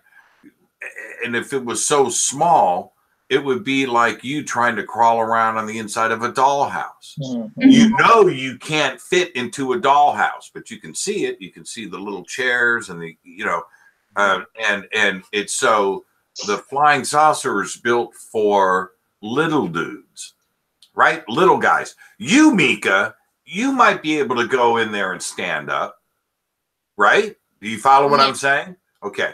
You might be able to sit down in those little chairs. You might even be too big, right, to fit into those chairs. I don't know how tall you are. How tall are you? Oh, you're a giant. No, see, not even. How tall are you? 5 foot. He's 6 foot tall. He's Oh almost my as tall as me. Round about there, Jimmy. 5 foot. 5 foot. 5 foot. Yeah, So, I'm 6'3" and he comes up to there on me. okay, so Mika's too big, right? You see what I'm saying? Where I'm going with Don't this? you fit in there. There you go. Done. Unless these little 4 foot dudes design the inside of the sport model to have cathedral ceilings, and an open design kitchen, right?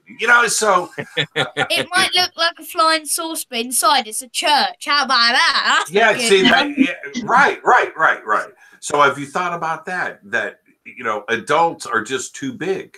They're too big to go inside of that little flying saucer. There is a point there. Do you know how big Bob Lazar is, Jimmy? No. I've never met the man. No, I've only seen him. At least 6 foot. Yeah, because he looks like a bit of a whammer. Yeah, could be. And there was something else. There was another thing I wanted to ask Mika. I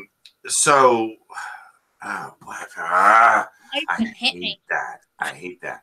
I'm having so much fun. My mind is going in all of these other directions. So, but it was about Lazar. Okay, ask me a question so I can remember. Quick. Okay, are you doing a live feed for the Christmas party? Yes, of course we're gonna do. Yeah. We're gonna do many live feeds. Yeah, that's cool. That's come up in the chat room a couple of times, so I thought I'd slam that in there while you were thinking. Yeah, we're gonna be doing live feeds. I mean, we have to, and I will. I'll be doing it off of probably some stuff off of my phone. We'll have a few iPads there for people to carry around. And, you know, Rita will be doing hers too as well. So, but that didn't help me. That didn't help me try to remember my question. I give me the question. Oh, man. I have a question for Jimmy. Okay, go ahead. And this might help you gather yourself. For Jimmy Church. I'm sorry, for Jimmy Church. So, could you get me that recipe that you're making for Christmas Day? Could you get me that? Because I have to say that She considers garlic a food group. That's why. I consider garlic a food group. Amen. So, because this is an exclusive here, Mhm. I got the thumbs up, at least from Rita, you may not know, Jimmy, that I'm going to start collecting recipes because there's somebody who has been desperate for a Fade to Black cookbook for a while. And so, Merry Christmas, Pat. I'm going to start collecting recipes from Fade or Nots and people who listen to the show, and then I'll compile it either as like a PDF people can just print out themselves, but I'm going to make sure that Pat gets one that you're going to sign, Jimmy, because he's absolutely that painting cookbook for so long, poor guy. So happy right now. Pat just lost it in the chat. You know, Pat. let me. Okay, this is Christmas, so let's talk a little family action here. Right. Rita and I, and we, you know, we've been together now. We met 20 years ago. Okay, 20 years. That's a long time. Mm-hmm. And one of the things that we started to do, now this goes back, you know, let's take this back 18 years, you know, 17 years. We cooked, right? And we both thought back then, and this includes me and Rita, that we both thought that we were good cooks. Okay? We were not. What we had was a passion for cooking. And we knew that there, you know, and there is a thing that develops. You never master being a chef. You know, you're fine tuning things and you're improving things, but you are never. You know what I mean? It's a quest. It's a journey in cooking. And so when Rita and we started to get really, really good, and we started to, you know, shop correctly and spices and cooking and taking care and pots and pans and things. We have so much stuff now to cook with. But we went on this journey together that we continue to this day. And when we bought our house, the main focus for that house was to be able to have a kitchen that we could cook in. I mean, really, really cook in, so we could have friends and family over. Yes. And that's it. I'm watching you, Stacy. Don't think I'm responding to Pat. Don't think I'm Sorry. Still, Kelly's going to get the award, though. Kelly doesn't say a whole lot. She says it with her face, and that's all that matters. Watch out for the nose scrunches, Jimmy. Watch out for the nose scrunches. Yeah, right. And so we, in doing this, and this is where I'm going now. In doing that, where we have really started to get closer to understanding the art of cooking, that every single day we cook, every single day we argue, every single day. I mean, seriously, last night, I forget what it was last night. We made fish and chips. Has nothing to do with Fascination Street today, the show. We made fish and chips last night. And of course, we're gonna have a little bump in the road over frying the potatoes, you know. And so how, you know, and that's the joy of cooking, you know. And we have all of this information and we have posted all of this stuff and all these pictures and these tables and these things and these dishes. And maybe there is a book, you know, maybe there is a book here. There could be. If we went back, Rita and I just sat down and put a list together of all of the different things that we have cooked, messed up, recooked, perfected, and got to the point where, you know, yeah, there's a book there. There is indeed a book. We've been posting these pictures for 10 years, right? You know, so if you stop and think about that, people have been watching Rita and I's cooking journeys for so long that there's probably hundreds. Yeah, hundreds. Yeah. Okay, there you go. That's my family story. Cooking together. How about you two? Stacy, do you guys cook? We do. We do. Yeah, mostly oatmeal. I love oatmeal. It's my favorite food. No, we cook a lot, and like you were saying, we've been together about the same timeline. Yeah. And do you guys fight when you cook? Oh yeah. And get in each other's way. That's the Amen. Yep. Yeah. Sarah and Jimmy, do you guys cook? Yep, absolutely, and we're exactly the same. We just get in each other's way all the time, and yeah. I cook a little bit. Do you? What do you cook, Mika? I've made muffins before. I've helped Mum with the cake. I've basically cooked before a whole dinner with Mummy and Dad. Nice.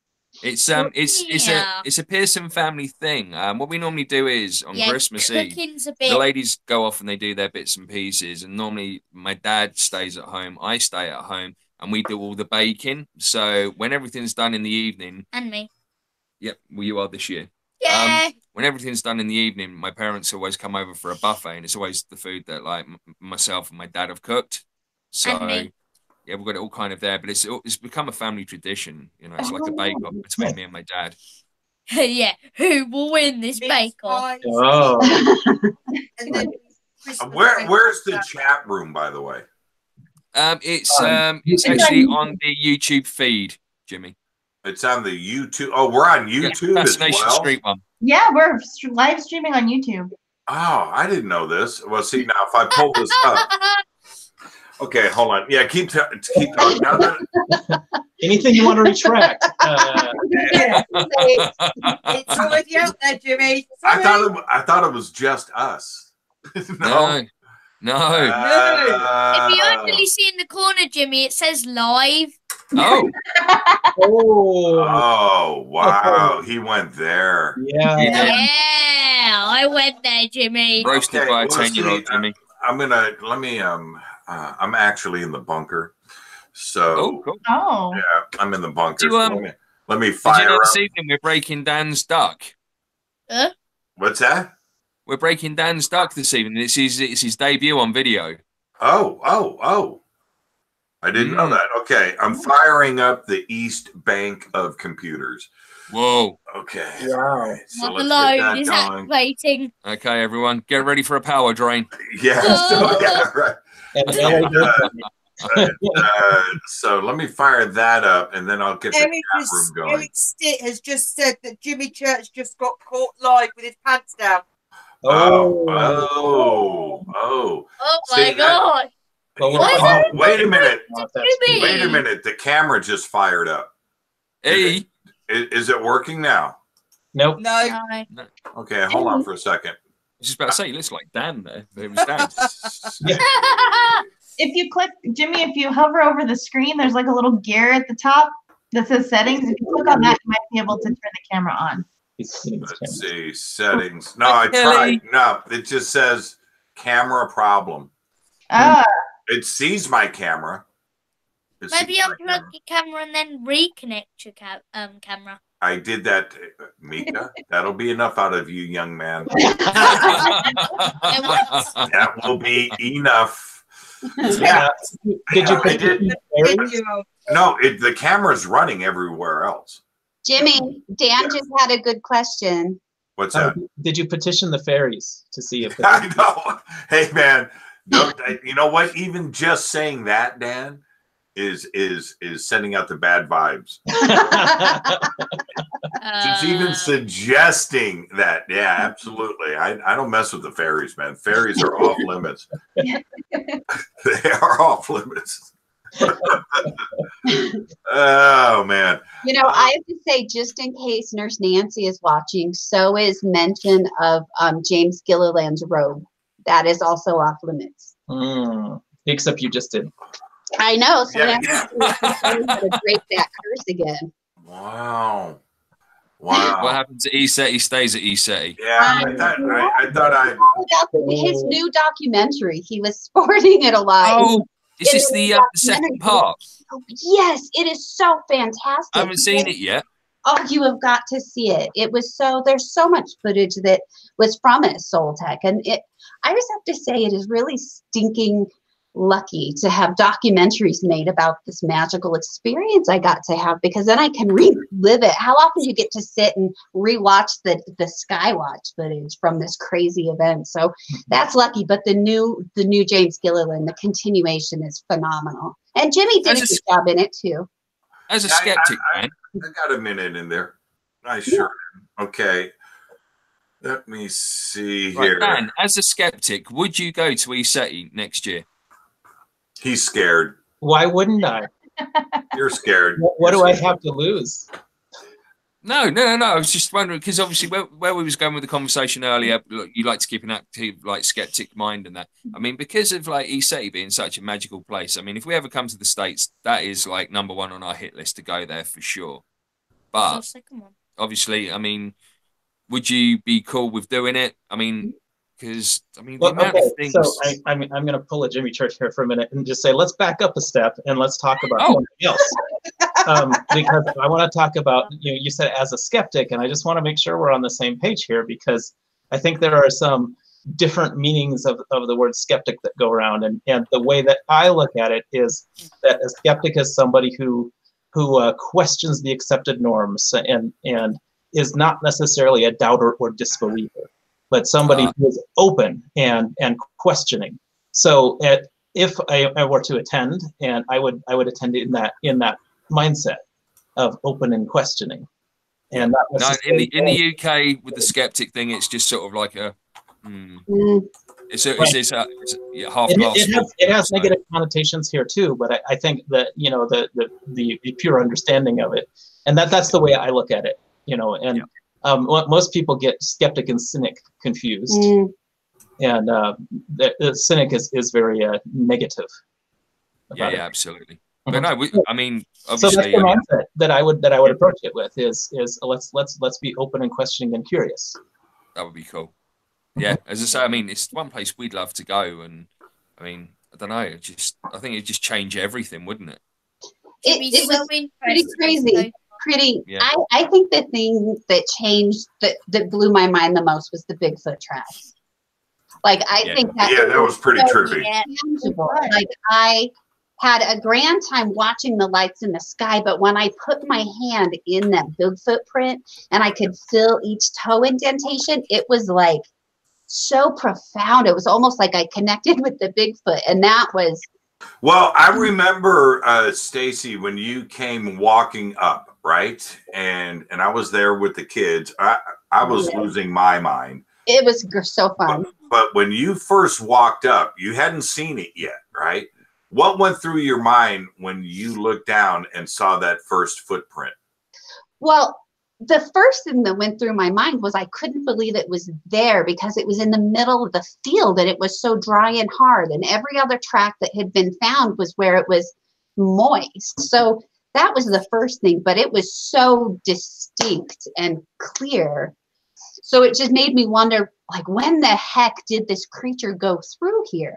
And once we started finding more prints and could, find that 4-step gate and follow it out, that just was so mind-boggling to me. That really, okay. You know what went through my mind? What?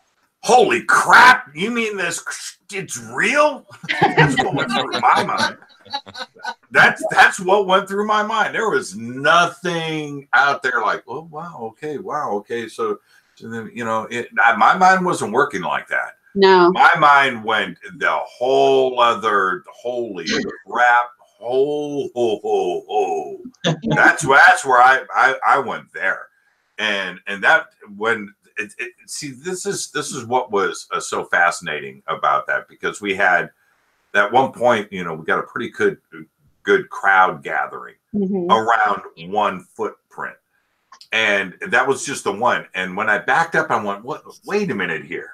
Everybody step back. There may be more footprints, and we're probably damaging our little archaeological thing that's going on here, right?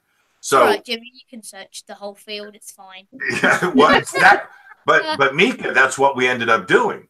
So we back everybody up, and then we find a second footprint, and then we find a third, and then we find a fourth. And that was man. And we got it all on video. Yeah, that was it. Go ahead, Stacy. Part of what I really loved about it too, though, was that the kids discovered it, and that they got to be such a huge part of the kind of documenting it and helping us figure it out. And I just want to say that the Laws family is coming to stay with me over New Year's, the first part of the year. And we're working on coordinating a time when Mika can interview Jax about his experience at ESETI. And so that will be really fun to have them talk about those Bigfoot prints. And I almost didn't go out there. Not to ESETI, to the footprints. Older than the kids. You were out there. Yeah, see, Phoenix comes up to me, and I'm over at the fire pit, right? And I'm by myself. And he comes up and he whispers in my ear. It was perfect. Phoenix, who never talks. And Phoenix is Holly's son. Yeah, Phoenix. Holly Marie's son. Yep. And Holly and Mark. And so he comes up and he goes, hey, Jimmy, you want to see a Bigfoot print? And I was like, oh, come on.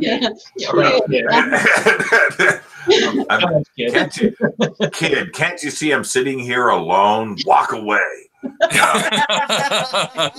So he goes, I go, where is it? Because in my mind, I'm thinking, if these kids found a Bigfoot print 15 miles away in the woods, I'm not walking, so I want to know how far away it is. And so I can make the adult decision of whether I want to go and see this Bigfoot. I don't want to do this anymore. I'm out. And he goes, it's right over here in the field. I said, where? He goes, right there. I was like, okay, all right, let's go. And now, and I'm being Dan, right? I'm the big skeptic. I'm just walking out there. Oh, whatever. I'll just, do this for the kids. Okay, and I walk out and I see Jack standing there and with Alan's kids, right? Fader 1 and Fader 2. Right, I can't remember that. Yeah, Fader 1 and Fader 2. Yep. So I see them standing there looking down, and I walk right up, and that's. I almost didn't do it. I almost, it's just one of those, it can't be a Bigfoot print, right? That stuff's not real. And that was the fairies slapping me upside the head. You've got to be very, very careful with this stuff. If you walk through life going, whatever, then look, what if I would have turned to Phoenix and said, I'm busy. Right?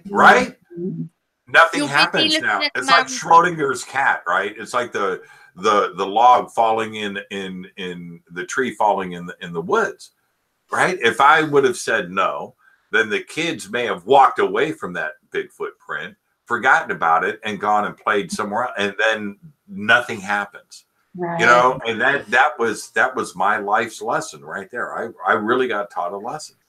I still can't believe it. When I walked up and looked down, I couldn't believe it. I still can't believe it. And I'm not a small guy. I'm not. I'm pretty big. I'm pretty heavy. And I'm looking down at that footprint, and I'm looking at where I'm stepping, and I'm not even breaking the grass, let alone putting a dent into the dirt. I'm not leaving footprints. You know what I mean? I'm not leaving footprints. Right. What did this? Wow, that was incredible. Yeah. Well, and then when I can't remember his name, but the gentleman who laid down so that we could. That was Jose Torres. Jose, our and he photographer. was 5'4", I think. Anyway, he announced his height and he laid down so we could see how big the steps the gate was, and it was well over 5 feet.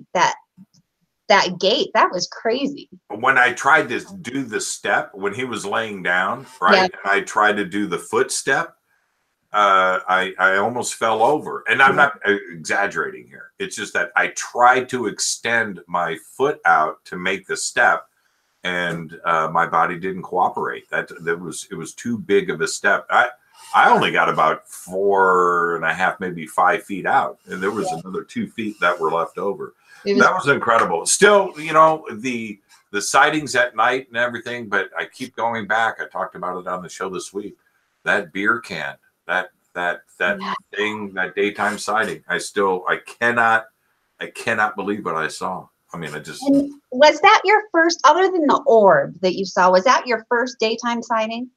No. My first daytime sighting, I've had a few, but 1995, 96, the Black Triangle up in Monterey. Yep. Oh, I don't have my camera working. I have the picture of it right here. I keep it in the bunker. So I'm going to hold it up to the camera. Can you see it? That's brilliant. Oh wow, Jimmy, that's quite high def at the time. Yeah, it is. That's like one of the best cameras in the world.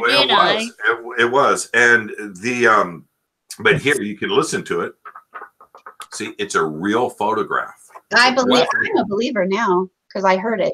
Yeah. I like Eric's comment.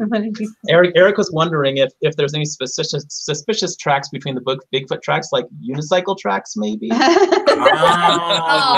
Well played. But yeah, the when we look at ESETI in its totality with Soltech, if you look at it in its totality, there was magic happening like all day long. All night, every single day. It was overwhelming. It was like, well, okay, let's get up. Let's walk outside and see what the F is about to happen now. You know, it's like that there. You just don't know. You just don't know.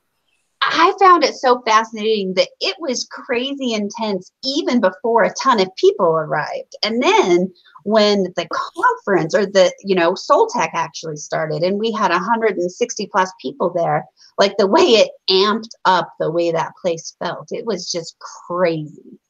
Yeah. And we're going to do it. I cannot wait. I know that the Pearson family is over in the UK, so I don't want to, rub this in, but we're going to do it again at the Rainbow. Oh yeah, well, but we're going to do it at the Rainbow this week. And are you? Well, when you just threw out that number, right? 150, 200 people, right? And that's what we had up at Soltech. And when you get that many people together, you don't realize, what 200 people. 200 that's a pretty good gathering of friends. And we're going to do the same thing on the Sunset Strip. And Rita and I were talking about this, where getting that many people together that are focused on the community and everything else, and getting together for those reasons, we're going to try to light that fire a little bit on the Sunset Strip. Maybe I'll bring my night vision. But there's something about that. That's what was so great about Soltech. It was every minute of every day. It just seemed like something was going on. Great conversations. I don't think, did we have, we only had one bump on the log. If I think about it, what I mean is, as a collective, right, it was like perfect. Right? And there were so many variables that were so kind of tenuous, because it really, it could have poured, there are so many things that came together just really well. It was really. And it seemed like it was too hot for a minute. Then it seemed like it wasn't. And then Then the weather got perfect. It rained once, right? Yes. That rain was cool. I loved it. I loved it when it rained. And that only rained for a few minutes. But back to, it was just a perfect week. Soltec was absolutely amazing. But that flying beer can, I just can't. The shock to my system when this thing popped out from behind the mountain, it was just, if you can put into your mind, you're walking down your hallway in the dark. You're walking down your hallway in the dark, and a ghost steps out into the hallway and goes, "What's up?" It was that kind of shock. It was that kind of shock. It was just my heart. It was absolutely amazing. Absolutely amazing. It's when you least expect it, right? When you least expect it, that's when things happen. Exactly like over here. We found that with our Sandia interview, didn't we? When things went bump. Interview. I could explain that over again, and that would never get boring. So, Mika, did you explain that experience to your friends at school, and what did they think of it? They thought I was talking complete and utter gibberish. Good save. Yeah, that's the one. Yeah, absolutely. They thought I was a nutter, but I listened to Jimmy's advice, and I say, you believe what you want to believe, but I'm telling you, it happened. And yeah, we had it on video as well. We had it on video. There's evidence. But the weird thing was, when I was off the camera for a second, you saw the blinds went. Off the camera, I saw, like, lights. I've got a picture that I drew about it. This is great. What happened? This is what it looked like. It was out the window.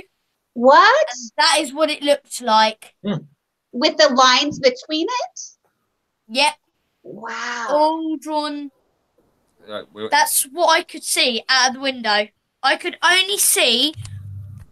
Look, I could only see them at the bottom. I could only see them 4 blue lights. Wow. And then by the time that was gone, because I couldn't see that, then I started to look. It looked like it was starting to snow inside. So that means there's proof that stuff has been put in my head straight up. Now, where's this video? This video is on. It's in our Sandia Mountain People I think it's roundabout. Interview, Jimmy, and I think it's just after. Is it about the 2.5 hour mark? Yeah, roundabout there. Something around there. But what happened was I carried on with the interview, and Mika dived over and took some comfort with Sarah. And it happened while he was sat over there talking to Sarah, and I'm face on here, and I'm still carrying on the show, chatting. So I'm totally oblivious to everything that's going on over that side. So he's able to see absolutely everything over here while he sat with Sarah. There was blue lights. It looked like it was snowing inside. And the weird thing was, I said to Daddy at the end, when I joined back, I said, Dad, it's snowing over there. And he said, no, that's Uncle Gary's garden. And I was just like, what? So basically, I was looking at a garden. Over that side. Over that side. But the lights from the blinds over here. And the point is that the weird thing was, probably my friends were thinking, you're an absolute nutter. Crack shot of a nutter.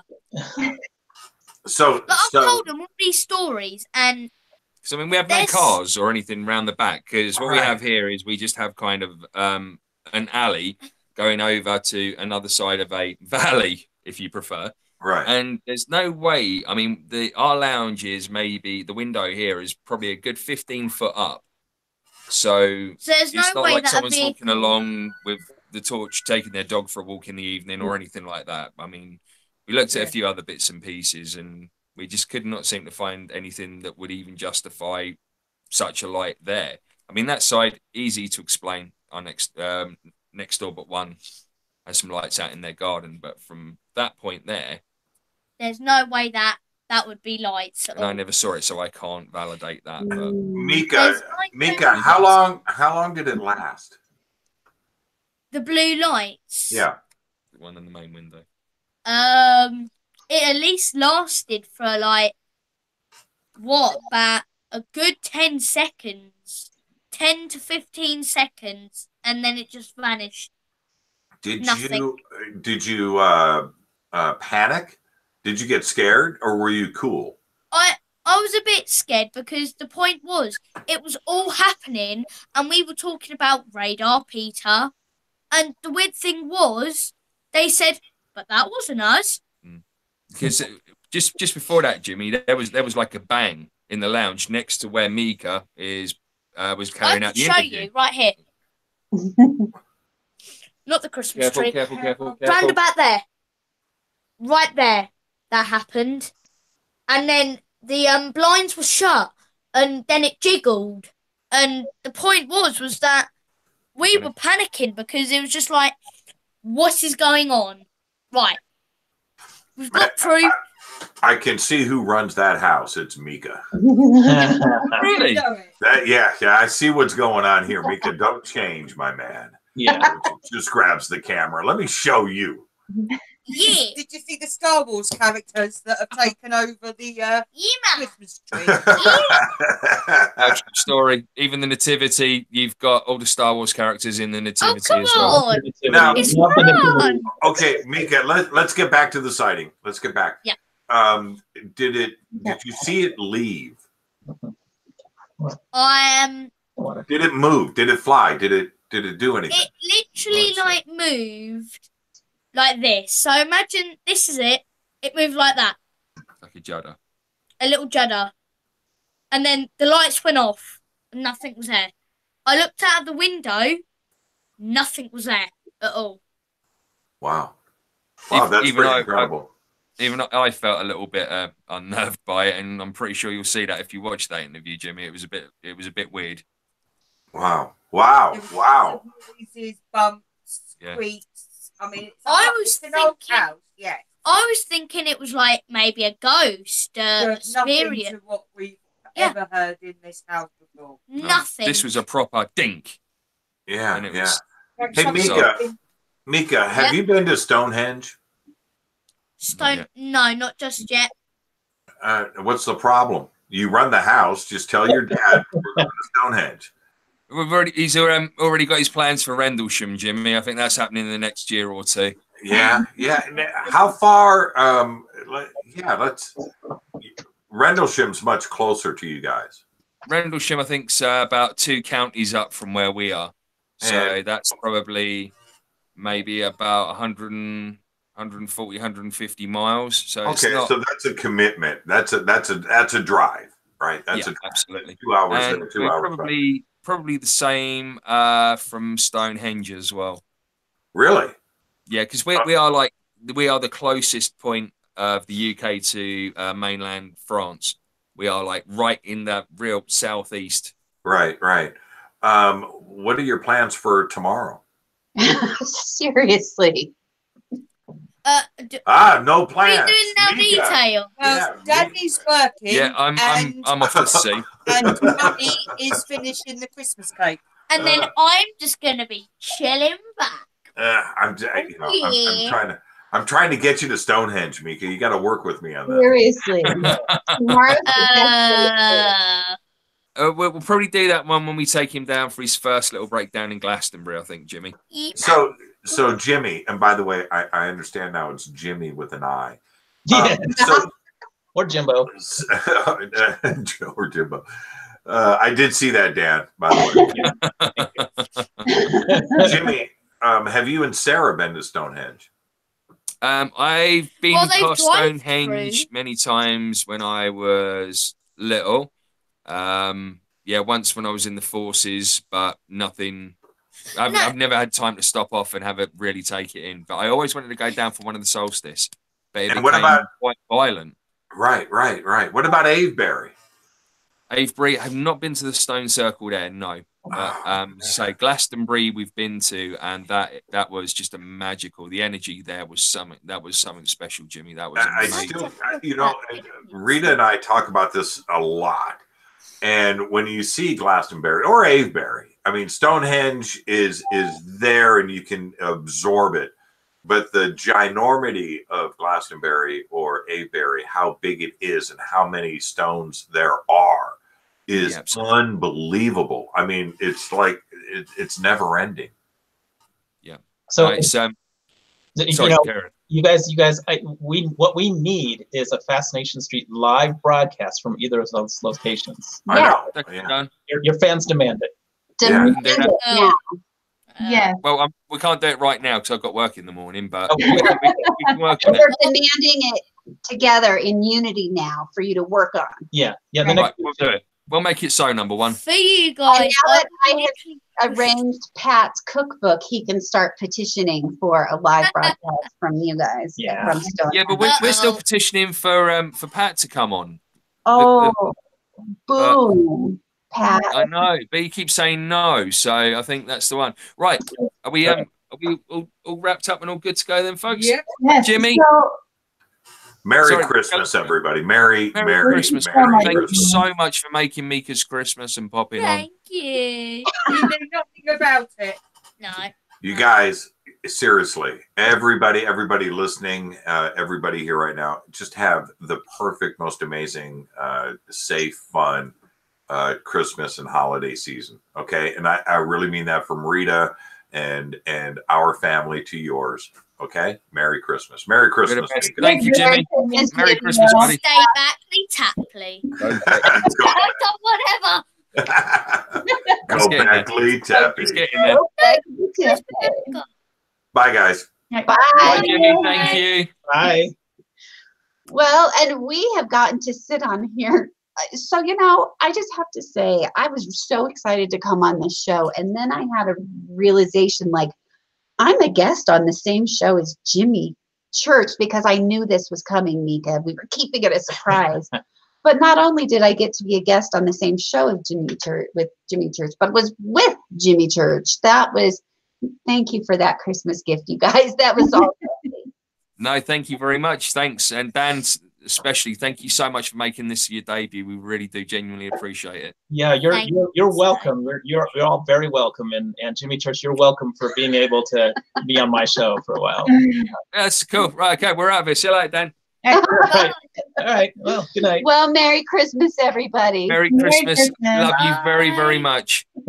Bye. Bye, Auntie Stay. Bye, Uncle Dan. Bye. Wow, that was successful. Yes. So I'm trying to get Cherie back on. She has very patiently been waiting. I know.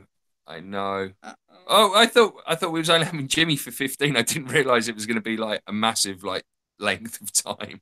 Well, no, that way, that's how it goes in your life sometimes. And I'm glad that he was able to pop in early and stay on for a bit. So that was a great conversation. Thank you, Aunt Kelly. You're welcome. I'm glad that we were able to make that happen for you, Mika. Absolutely. And especially for our viewers as well. When we told them we had big things on the way, we weren't joking, and they're only going to get bigger. Right? We take no jokes. So hopefully Cherie can pop on. I sent her another invite, so we'll see. And then I have not heard back from Natasha, who is our other guest, our final guest. So I'm going to message her and see if it's still good to come on. But I'll just pan it round to Sarah, and Sarah can have a bit of a review of what's no, wait. Ask him to Steve. Oh, let me turn off my feed. Sarah, and Sarah can have a bit of that sounds like us. Sorry. Who are these people? Where do you keep them? Thank you so much for hanging on for us, really. Oh, you're welcome. It does mean a lot. I just had to mute you guys on the live feed, and I was like, Yeah, you're welcome. It was very entertaining to watch, to listen to everyone. I know. what was so cool is that I did a live, Tracy Ash did a live like initiation and school session. She's doing an online seminar right now, and she was live from Avebury this morning. Oh, wow. Yeah, so I had to wake up at 4 a.m. and I was live online with her and some other students from 4 to 6 a.m. Cool. So that was really cool to hear you guys talking about it while, you know, that happened to me today. Yeah, synchronicity. Yeah, really cool synchronicity. So yeah, you should definitely go. The energy's super high. She was talking about how it's the heart chakra of the planet. Have you been? I have not been. No. Just with my spirit body. But not the physical body yet. That's a win. When? That's a win. Absolute win. Oh, a win. Yes. Yeah, we're good with that. We're good. Remember, we're British, so we are slightly different. Yes, I know. I gotta get used to the terminology.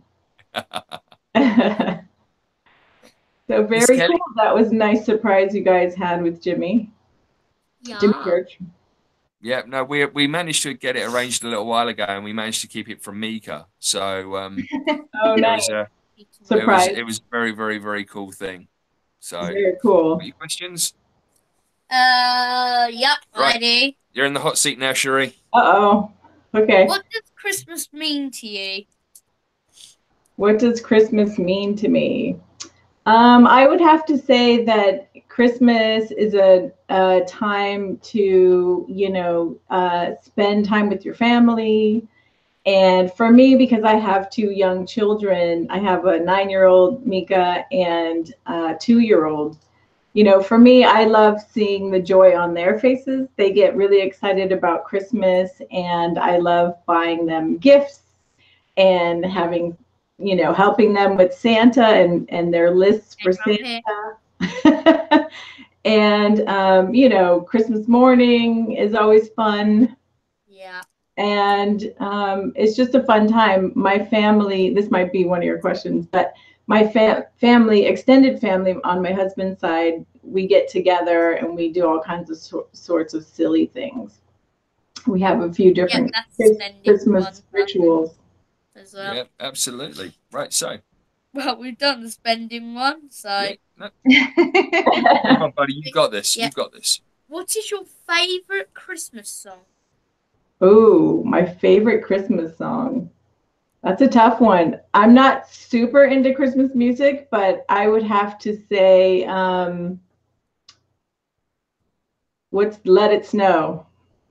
The weather outside is frightening. Oh, you're singing as well. Okay.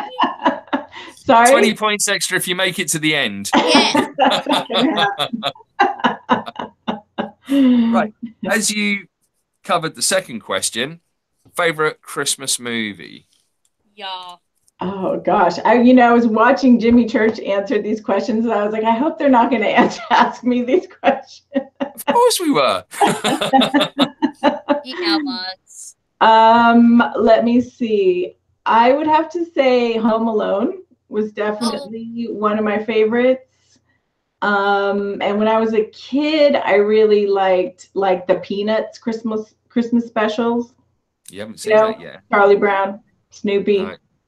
Those guys. We've got that one lined up because Jimmy recommended it to Mika the other day on Fade to Black. So we've got that one. Oh, cool.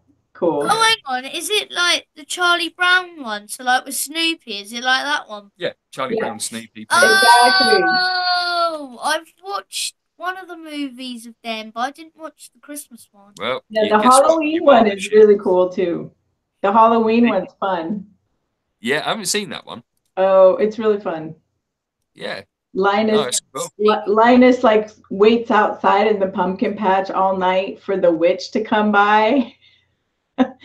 And the little girl, what's her name? Peppermint Patty, who's in love with him, like stays out there with him. And, and then Lucy gets mad because he didn't go trick-or-treating with them. It's like you really see their characters in full. Patty's my favorite. I absolutely adore her. Yeah. Lucy or Peppermint Patty? Peppermint Patty. Oh, okay. Yeah, she's just sort of like, she's just lovely, isn't she? She is like the most undesirable one out of the whole bunch, but just honestly so endearing in so many ways. Yeah, totally. Kelly. Hey. Is she falling asleep? Hello, love. I am sorry. I am coordinating since everything got pushed back a bit. I was just making sure that everything is going to move smoothly for the rest of it. Nothing wrong with the pushback. Yes, nothing wrong with the pushback. Just making sure. And it turns out that the pushback worked out in our favor with regards to Natasha. So that's the good news. Yes. What's going on? Yeah. Awesome. Yes. So keep talking. I am. Really? That's it. Spirit, I love. She's like, I'm working. We ran out of the 3 questions. That's Yeah, it. Questions. No, I'm just kidding. So I'm going to tell you about my holiday traditions.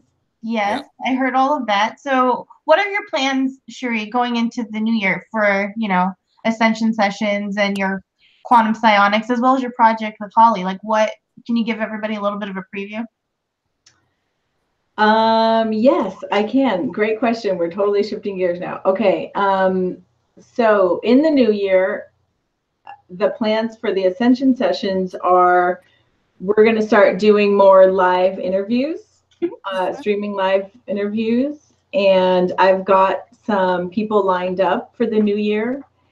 And I think it's going to help us put out content more regularly because, currently I've been doing it where we interview, kind of in a very like studio setting, professional, and then we edit it, and that is creating a bit of a bottleneck. So we're looking forward to the live format. Plus, I think there are a lot of people who just love to consume that type of medium, that type of format.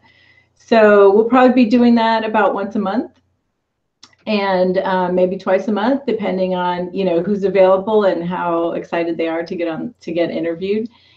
And then in January with Holly Marie, her and I are going to do like an online class, an online Zoom seminar, and we're going to take people on a journey. So if you are not familiar with shamanic journeying, it's kind of like a meditation, and you're guided through, a visualization process. I don't want to try to explain it too much because you kind of have to just experience it.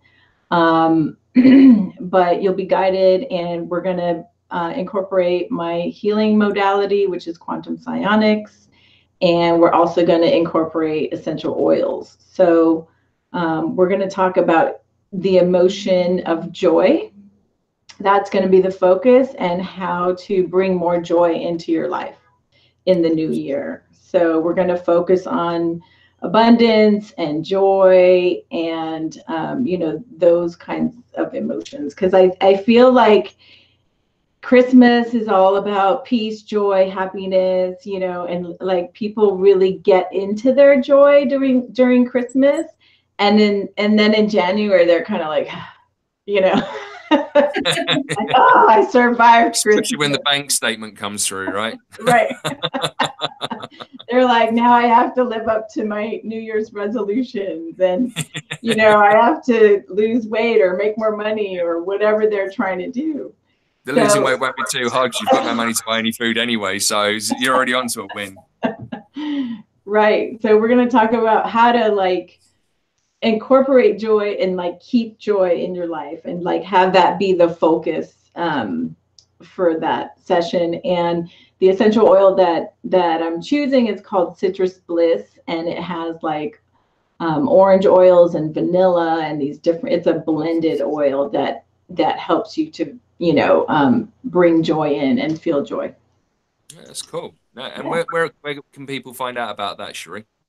We have been posting it on my Divine Light Quantum Healing Facebook page, as well as Holly's Earth Song Sacred Earth Song Healing page.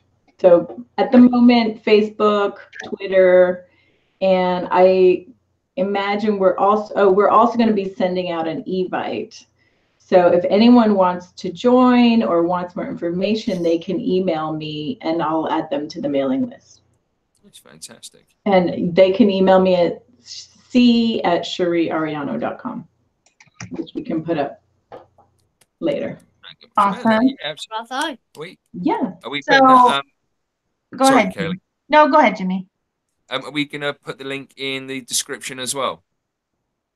You can. Like everyone that we've had on, you can put a link to their pages, etc. Yeah. Yeah? Yes, we can do that. There you go, Cherie. Okay, awesome. So, Cherie. Yes, ma'am. I know that you are a little bit, you have a little bit of a time constraint. At the moment, I'm okay. I haven't gotten any 911 texts, but yeah, I did. My husband, Mark, was kind enough to take our 2 kids and a friend, my son's friend, to the park. So he's got 3 kids. Poor guy, bless his heart. I struggle with one. How offensive. It was immensely. Oh. Oh my goodness. Sorry, So I do. want to be sensitive to his time. That's all. I love him. He's a good child. Good child. We Yes. know you do. So, Cherie, Yes, ma'am. we did have a plan. We A did have a prize for everybody. Oh, Yes. was there a plan? It was there. There is a You plan. want me to remind you? Oh, that would be Kelly delightful. knows, but I've lost the script. I don't know where it's all gone. What's happening? But I did want to mention, Mika, that we play flag football on Christmas Day. That's one of the things we do. Ew. My What, family. Football, Then- football, or football, soccer, football. Sorry? Not Football, soccer. football, soccer. Ah, Not soccer. so that's like Soccer. a Flag bit like football. rugby. You know, like the dudes that wear the big pads and they got those funny shaped balls, and that's football over in America. Water boy. There But you go, yeah, Water Boy, there's no perfect. helmets or shoulder pads. We just Oh. there's a flag attached to your waist, and if someone captures your flag, then it's like a tackle. So it's like, like no bones get broken. Yay. Great So family that- game for everyone to play. Yeah. That's one of the things my son's looking forward to this year for sure. Because I would be as all well. his uncles and all his cousins, they all play. And some of the women play too, actually. I played like 2 years ago. We like warrior women. They're our favorite. Cool. So, Kelly, what I'd like to do today, if there's time, is Yes. I was going to do a reading for the new year Yes, we have a few minutes for that, so that's what's exciting, and let's do it. with my oracle cards. So I have several decks, and I chose this deck. It's the Magda Lion Oracle cards. Mhm. And I bought this deck in Mount Shasta, and it's a really beautiful, special deck. All the illustrations are silk paintings by Sharonda Ann Kamara. And she wrote the book, and she channeled all the information and all of the illustrations that she's come up with in this deck. So they're really beautiful. So are you guys ready to Let's do this. get your spiritual hat on? Right, ready? Let's take that one off. Maybe I'll leave the hat on. I've got messy hair. You can leave your Christmas hat on, Jimmy. Okay, so I'm just gonna are we good now, Kelly? Is this a good time? Yes, we are good. Okay, awesome. So I'm just gonna choose one card because there's quite a bit of information that can come from one card, and the words are very rich and deep. And sometimes it takes a lot just to process one card. So I think given the amount of time we have today and everyone's attention span, one card is probably good. So, there's my text. I can't listen to it right now. Okay, so I'm just gonna take a moment, take a deep breath, and choose the best card for the group reading today. And my intention is to call in the new energy for the new year, with the hopes of shedding some light on what 2019 will bring for everybody and for those who can tap in to their future selves. Okay, here we go. I pulled the card and it says Grace Rose, Sisterhood of the Rose and the Pink Egg. And I've never gotten this card before. Can you see it? Yeah, it's really beautiful. Yeah. So there's the card. And I'm going to read what it says. And I have no idea because I've never gotten this card. I've worked with this deck for a while and I'm always surprised because there's so many different beautiful cards in here. Okay. Okay, it says, I struggled. I just said I struggled. I struggled with the colors of this painting at first. While some shades of pink started out pale and lacking depth, other shades seemed too hot. My difficulty surely reflects my stubborn grip regarding my issues of self-loathing, not a thing of grace or of the pink ray. The difficult energy around this piece related to my feelings that sacrifice has been too much a part of spiritual service. Hold strong and know that you are greatly blessed, acknowledged and treasured by the unseen, masters and angels. Deep devotion is well worth the effort. Grace Rose sisters hold a warrior energy that is soft as well as strong. These sisters are proactive, like the flower children of the 60s who handed out flowers to cops. They are all about grace, yet all are also fierce protectors of the innocent. I thank you, Grace Rose sisters. You are the rainbow warriors who hold the pink egg in your visions, surrounding those around you who are stressed in a pink egg of healing light. Your support, compassion, and grace is changing the energy of the world. So far, this is all about the divine feminine and calling in the divine feminine, which I feel like we need as a planet, as a whole. So I'm going to keep going because I'm only halfway done. It says pink egg meditation.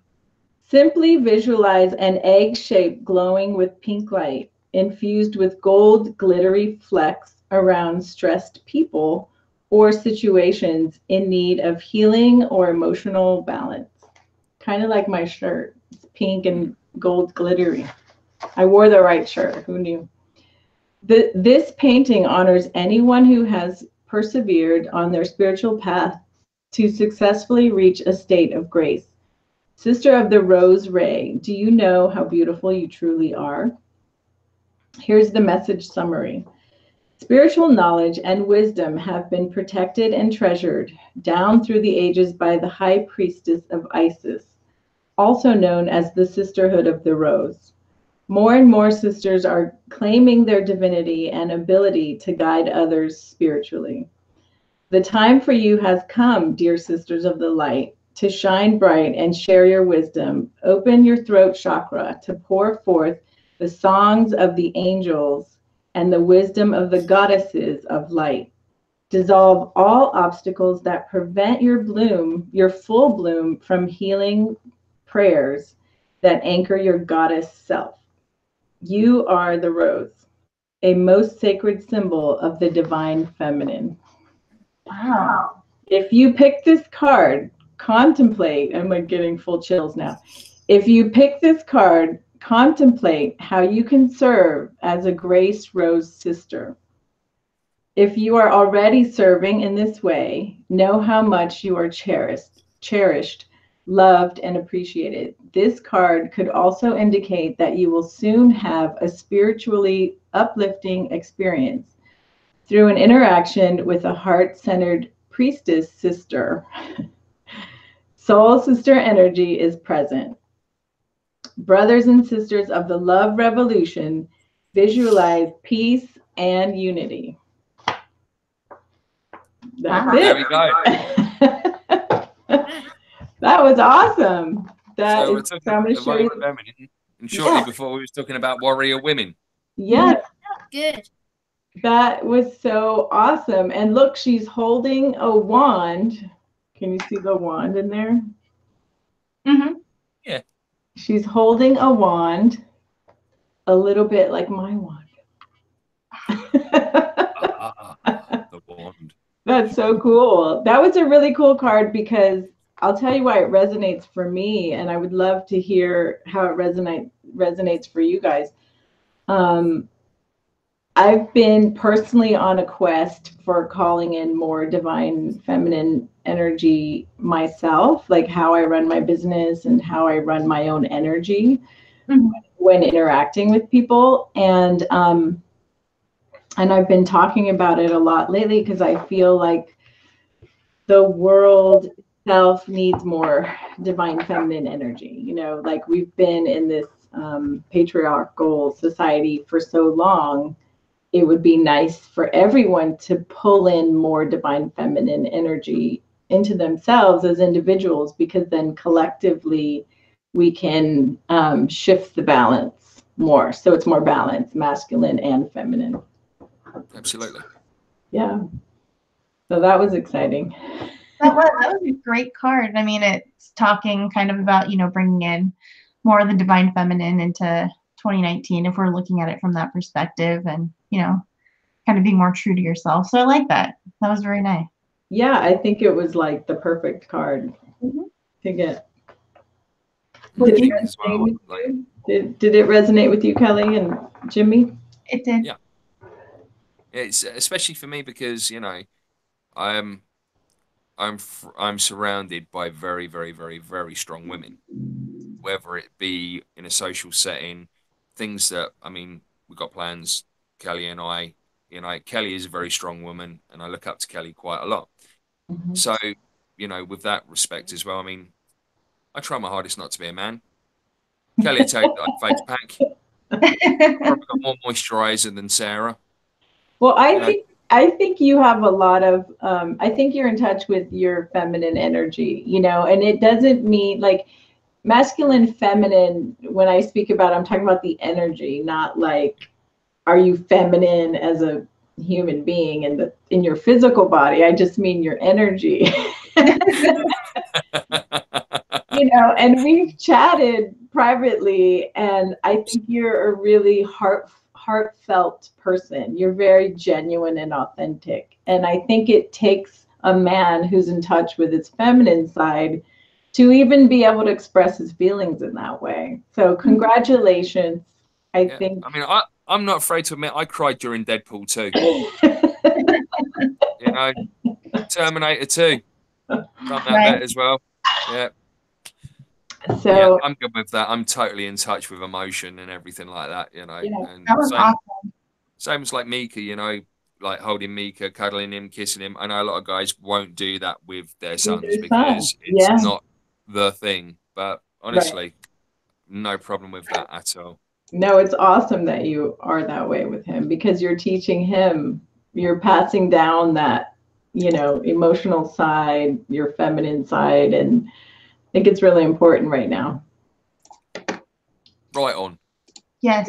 So, we lost him. We lost Mika. I think we did. I know it's getting late for them. What'd you say? I said I know it's getting late for Jimmy. He's gonna cuddles with Sarah. He's having. There we go. He's having mummy cuddles. Oh.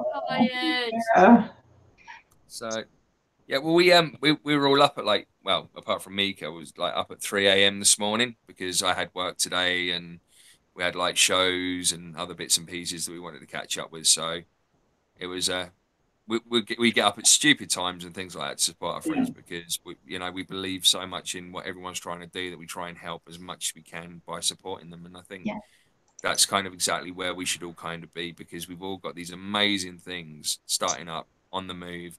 You know, 2019 is going to be an amazing year for every single one of us. Mm-hmm. And if we could just all kind of like pool resources, help each other out, love and support each other, there's no way on this planet why we shouldn't all blossom and blossom together. And I think that's what we really need to be striving and kind of aiming for, Cherie. I agree. I do feel like 2019 is going to be an amazing year. I just feel like it's going to be a really positive year. You know, and I don't know if it's because I feel positive, I have like stuff to look forward to, but I just feel like it's going to be a really big shift energetically for people. Everything just, I mean, Kelly can back this up here. I mean, we've talked about many different things and different projects, but yet everything has just seemed to come together so effortlessly and seamlessly. It's just, you know, you sit, you talk about it, the next thing is kind of manifested, it's there. And I mean, it's like even guests that we've talked about having in future projects, you know, people that were kind of way above the kind of guests that we would normally, and it's there and just so effortlessly, and it just seems so surreal in so many ways. It's really nice when you have those synchronicities and things just flow, because when you're in the flow, you're in the divine feminine, you know, because you're allowing things to just happen instead of like forcing it, you know. And there's a lot of things happening. There's a lot of things happening. All right, so on that note, yes, you got to go. we gotta move on to our next guests. So. Yeah, and one last thing I just want to say, I'm offering a special to your watchers, listeners, audience, a space clearing quantum psionic session for like the new year or the end of the year, because a lot of people have guests and visitors in their house during this time of year, and it's a good idea to clear your space after you've had lots of different people coming through your space. So if they go to if they contact you via your site, whatever, then they can take advantage of that. Yes, and I can do it remotely. I don't have to be in the same town as you. I just need your address and your permission. And I'm gonna run a show special for $77, which is like a really big discount. Absolutely. Yeah. Do you any promo code needed to let everyone know that they were really here? No, because currently you can't like check out on my website. I don't have a shopping cart set up. But if they contact me and say, you know, I got the show special on Esoterica Street, I'll know. Brilliant. Awesome. Cherie, thank you so much for coming on and wishing everyone a Merry Christmas and everything. Thank you guys for having me on. Lovely to have you on. Thank you, Cherie. Thank you. Thanks for having me on. It was so Merry fun. Christmas to you and your family. Merry Christmas and Happy New Year, everyone. I hope you have a safe and peaceful and loving holiday. Thank you, you as well. Thank you, sweetheart. Bye-bye now. Okay, bye-bye. Thank you. She's still here. She's still here. No, you're good. Still got Cherie. There she goes. I thought we was going to have her on for next Christmas as well. Right. So. Hello, Douglas. I sent out some invites to a couple of surprise guests that weren't planned. Because unfortunately, Natasha still wants to come on, so I'm hoping in the next couple minutes. Oh, here we go. Hey. Surprise, it's Eric. Eric Stitt. Hello there. Hello. How you doing, buddy? Hey, I'm doing good, Jimmy. I'm doing good, Cool. Mika, Sarah, Kelly, and all the other gang hanging out here. You caught me at a good time. It's been awesome. It's been so cool, and just to kind of link up with everyone and see everyone, and because you don't normally. This is one of the good things about the internet. I know there's a lot of negatives, but this is what it was made for, right? Right. I didn't know if I was going to be able to have a spot of time to be able to jump in and do this. I had tentatively given Kim the okay to drop me in for New Year's, but just so happens I'm available now. So why not? Why not both, Eric? You can come on next week too, and we can have you twice. And we got Mark Torana as well. Hey guys, how you Kind going? of been redirecting. Hello, Mark. Yay! Eric. I decided to make it a party. Yay! It's take us some time to get Mark Torana. You can hear me all right? Yeah. Really good, mate. Cool. No worries. All right, Eric, off you go. Hey, you got the rough and tumble bad boy crew on now. That's it. And then me and Mika as well.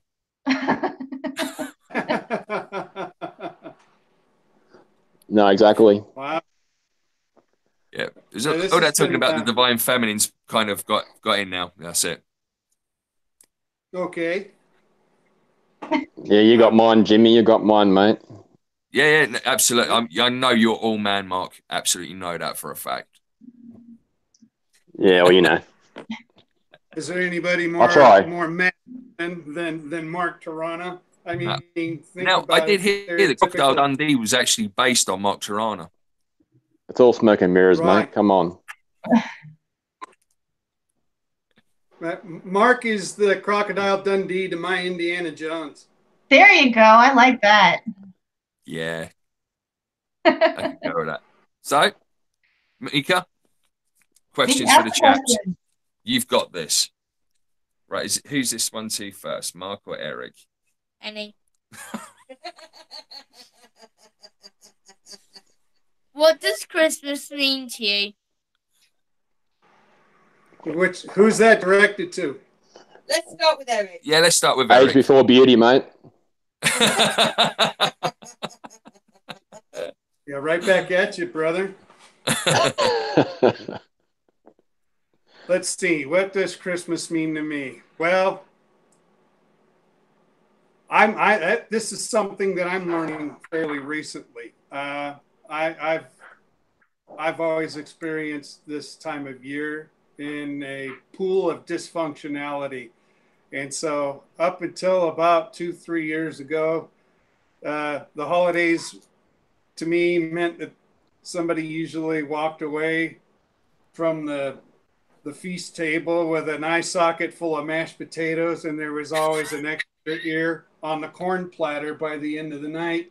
But now I'm with the right nurturing, loving, kind people that I consider family more than any other that I've ever experienced. And I'm learning what Christmas or any of these holidays truly mean, and they are a practice in selflessness, a practice in acting and leading and speaking from one's heart with no thought towards oneself. And it's all a bit overwhelming to me. I'm being given many opportunities to practice acceptance and self-reflection and find those places in myself that know how to translate that in a healthy way. And so I don't know if I answered your question directly, Mika, but that's the best I could do at the time. Yeah. No, I will say that. Mark? Mate, yeah, it just means Christmas is like holidays for me from work and, you know, spending time with the family, having dinner and lunch with the family. Yeah, that's pretty much it. Yeah. Catching up with a few friends. Yeah. Show specials. Yeah, exactly. Yeah. We like that. We've got watching time you guys. Exactly. All right. We hope we've done a good enough job this evening. We really do. No, it's been awesome. I really enjoyed it. Eric, where are you spending Christmas? Right here at home. I'll be firing up the stove first thing to make my famous beef stroganoff, enough to feed a small horde of Cossacks.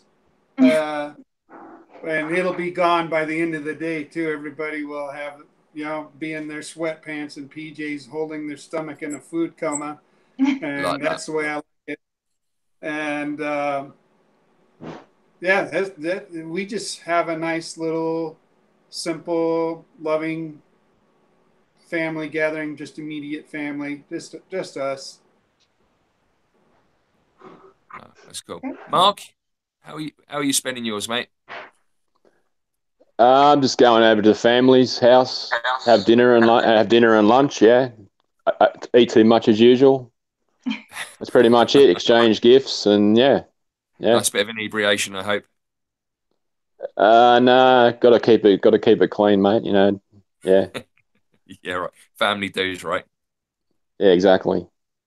Exactly. Okay. Eric, last New Year's I got a bit song? hammered, so yeah. Oh,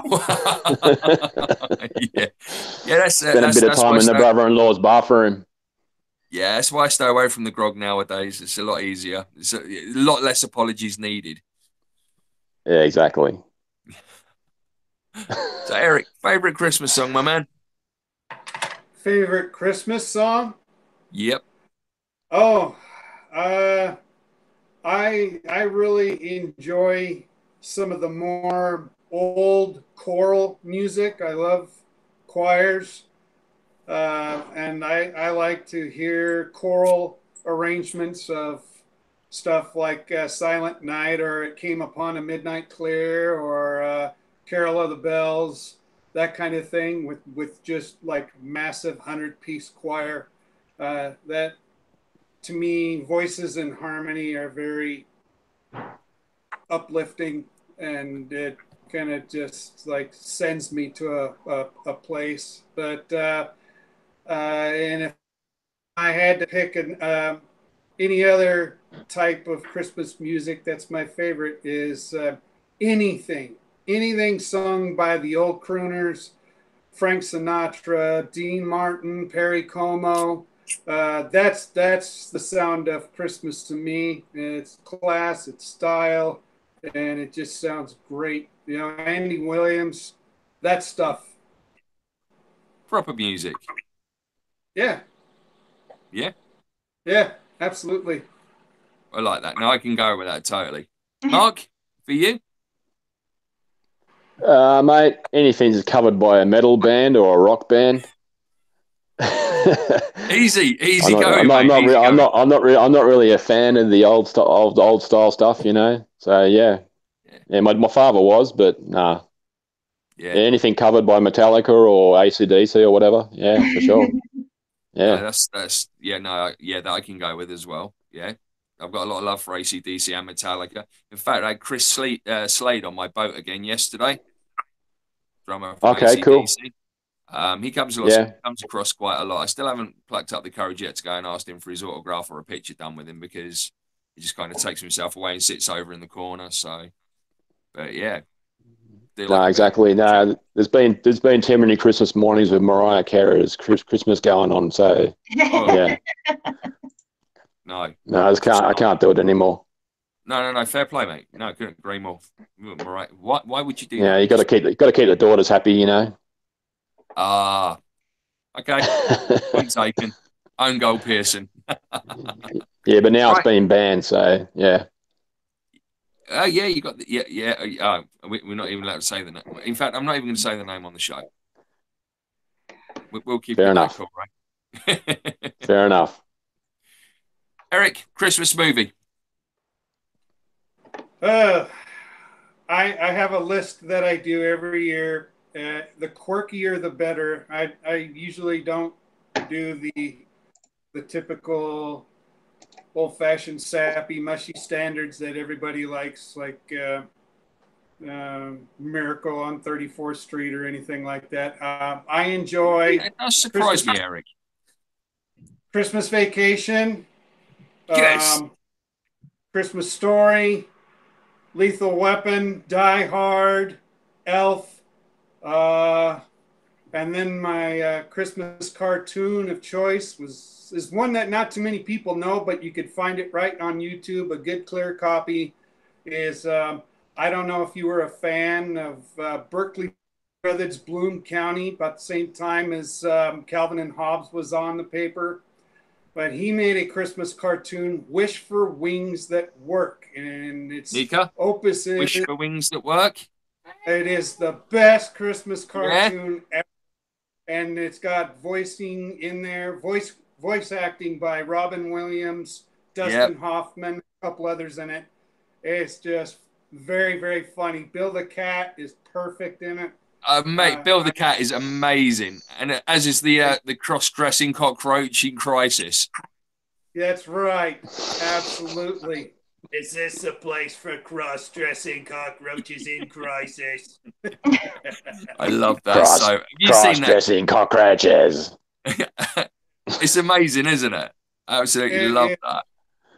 Just awesome cartoon. That cartoon hits me in the feels every time. Yeah. And then probably about as mainstream as I'll go with that is, I don't know. I like Merry Christmas, Charlie Brown, especially when Linus goes into his whole little stage lit soliloquy about the meaning of Christmas and all of that, to Charlie Brown, and then he throws his snot-covered wet blanket around the tree, and it turns into this big, full, decorated affair that is just amazing to see, and I like that.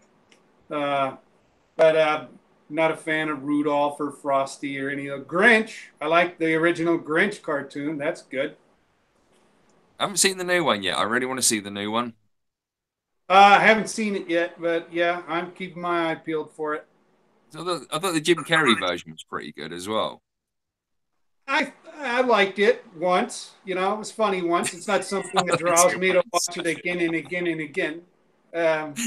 Yeah. It's it kind of touched on the keynotes of the main cartoon as illustrated and written by Dr. Seuss, but then it kind of went into some areas that I thought that Dr. Seuss would have never have done that. But that's okay. Yeah, I thought it was funny once, and I enjoyed it, but it doesn't draw me into it year after year after year like A Christmas Story or Scrooged or something like that. Yeah, absolutely. I mean, I'm the same with National Lampoons. It's been there since I was a child. I finally got round to buying the DVD last year because up until like recently, it was on all the time, so you could just kind of like TiVo it or something and then go back and watch it later. And they stopped doing that, so I was like, okay, I have to go and buy the DVD now. So National Lampoon's Christmas Vacation is like somebody stuck a freaking video camera into my own family growing up, and it's very relatable. Some of those characters are so over the top, but man, I've got blood family that are like that. And just it seems like every 5 minutes when I was growing up during the holidays, there was a cringeworthy moment where you just wanted to be the size of a grain of sand hiding in a sock somewhere in somebody else's sock drawer in another house entirely. It was brilliant. Awful. Very cool. Okay, Mark, for you, Christmas movies, or are you not a movie guy? Can't, mate. No, I watch movies. No, I sort of had to think about this. Obviously, everyone's mentioned Die Hard, National Lampoons. That was funny, especially the part where he tries to turn his lights on. Mm-hmm. That's an awesome scene. I think the only thing I could think of was Home Alone. Yeah. With the Macaulay Culkin, is it? Mm-hmm. Yeah. So I sort of remember that from when I was sort of growing up and that. So yeah, that's one I can think of anyway. Yeah. No, that's a corker. I mean, I don't know about over in Oz or in America at the moment, but when I walked into work today, a lot of the guys were going on about a new, I think it was a Google advert with Macaulay Culkin, where he's reenacting Home Alone. Okay. Something apparently I've got a YouTube, but everyone was just totally ranting about it, how great it was. So I think that'd be one interesting to watch later. I have to try and check that one out. I heard about that. I haven't seen it, but I saw a couple of still images from it. So. No, I haven't seen that yet. No, haven't heard about it either. No. You should probably YouTube it then. If I find it, Mark, I'll link it to you, mate. Cool, So mate. No worries. we can grab both of you guys again next week for a New Year's episode. If I'm available, I'll be more than happy to do it. You know what? I will make myself available. Whatever. Yeah, you will. Thank we you, love you, Eric. And hopefully you too, Mark. Yeah, well, we'll see what we can do. Yep. He's already got We'll try bragging to. rights over Pat now, hasn't he? Yeah, no, it's true. Now we can say we've had Mark on. That's it. Mark and Pat Where are are our you, two Pat? big ones. Yeah. Come on, call him out. Call him out. Christmas call Where are out. you, Come Pat? on. Pat. All right. Your cookbook. Come on, mate. Right. Yeah, Pat definitely needs to come on, and now that he knows he's getting his cookbook. Right. He's getting his payment in the form of a cookbook. All right. Brilliant. So, not to cut everybody short, but I know that we have one more guest that we're trying to get on, and I also know Jimmy has to go to bed. So those are two things I'm trying to keep in mind. That's all right. I'm up in 5 hours for work at school. I'm good. Mate, you need more beauty sleep. Do you know what? I'll take that as a compliment from you, Mark. I don't get many of them, so I'll take that. Cheers, mate. Fair enough. Hey, consider yourself blessed that you are able to do that, Jimmy. I could sleep like Rip Van Winkle, and there's no hope for me. There's not for me normally, but I just know that I've got to get up in the morning. Otherwise, that's it. So, Mark, seriously, Eric, thank you so much for coming on. We'll see you next week. Yes, thank you. No worries. Thank you. Thank Love you. you guys. Bye-bye. Merry Christmas. Merry Christmas. See you, Eric. See you, Mark.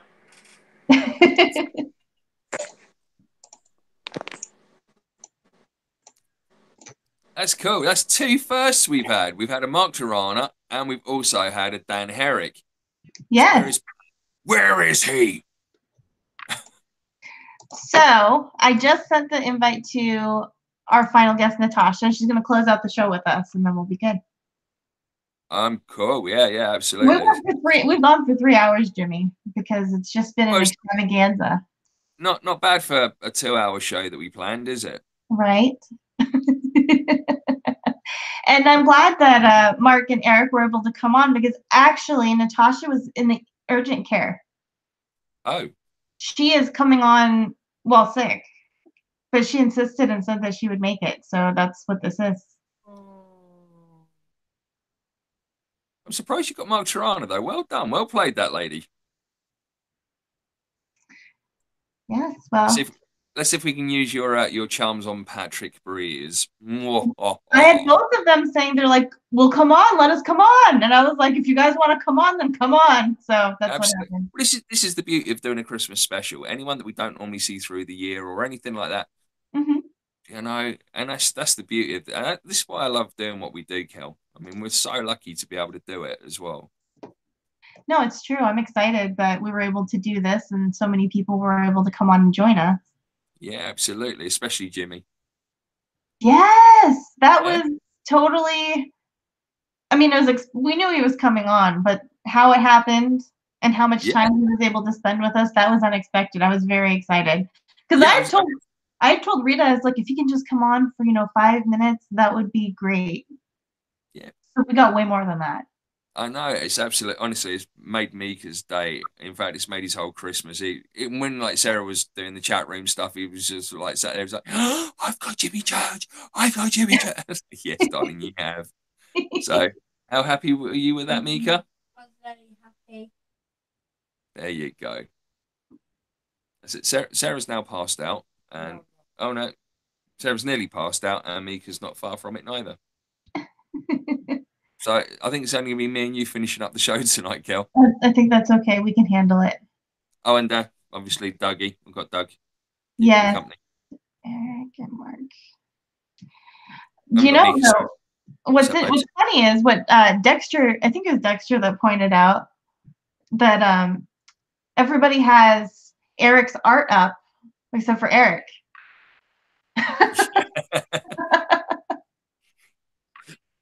Yep. Yeah. So that was funny. Yes, I love you. Yes, I love you. I love you very much. Yeah, it's very amorous this time of night, in you, mate. That's very sweet. So both of us have to work the day before. Well, I mean, technically, yeah, both of us have to work the day before Christmas Eve. Yeah. That's crazy.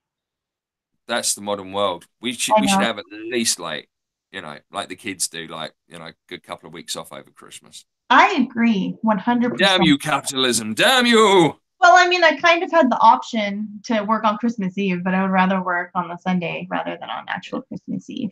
Oh, here we go. Oh.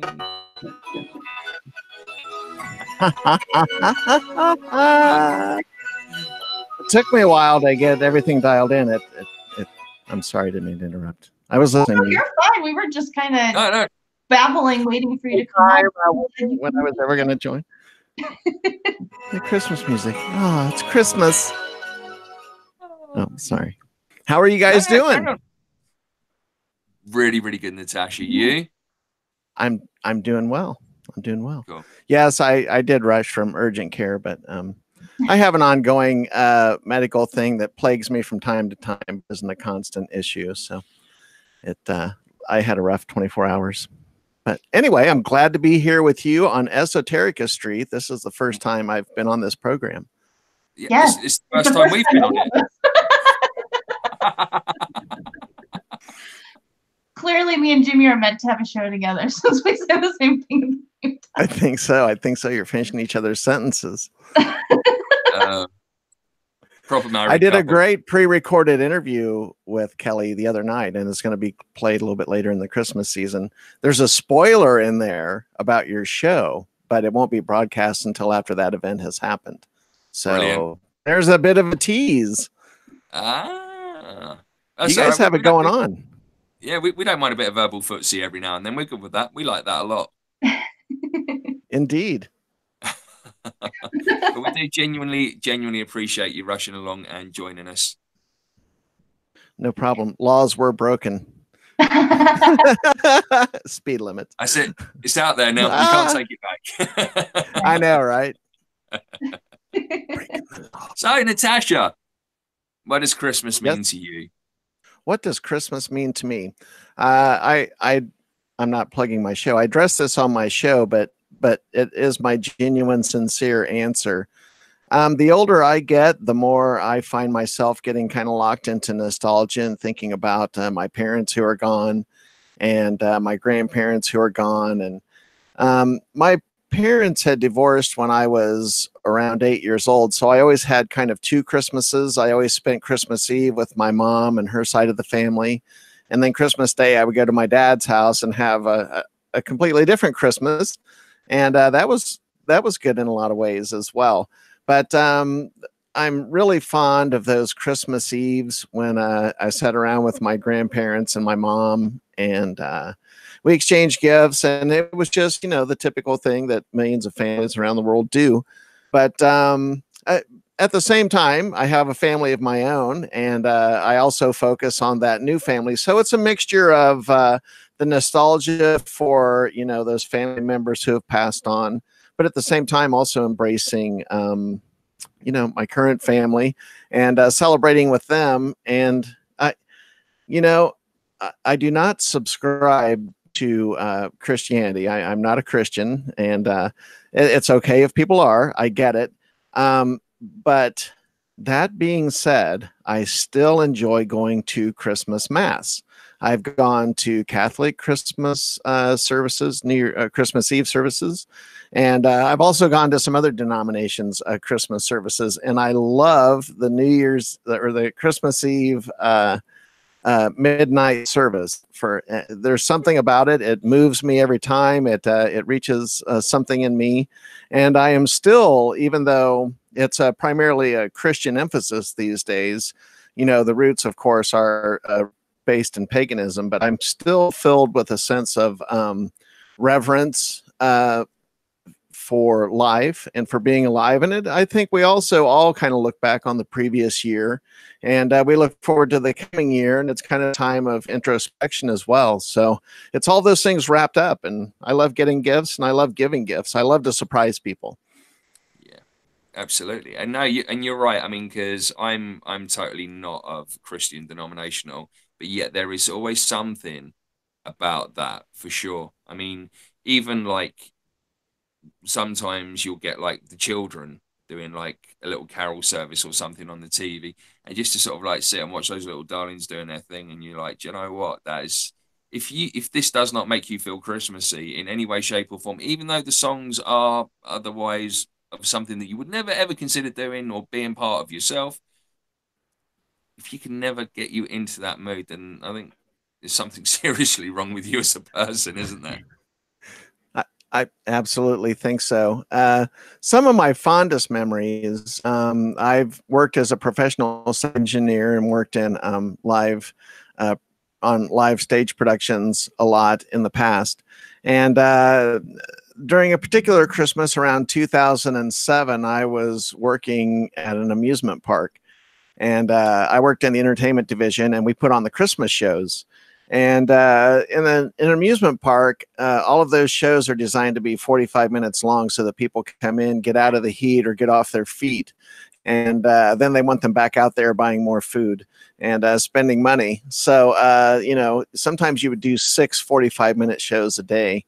But this one particular year, this was at a place called Silver Dollar City. It's in Branson, Missouri. I've been there. You've been there? I work there. I've been there multiple times. My family lives in Springfield. Oh, okay. Yeah. No, I work there. Sorry. And no, it's great. And this one particular year, we had a tremendous cast of performers on this little Christmas show at the in the Riverside Boathouse. And we had such a good time. We laughed behind the scenes a whole lot, and they were telling some kind of spontaneous jokes on stage that weren't part of the show, and we had such a good time. And to be there live and watching people, like we had this guy that was a baritone, and he would sing Silent Night.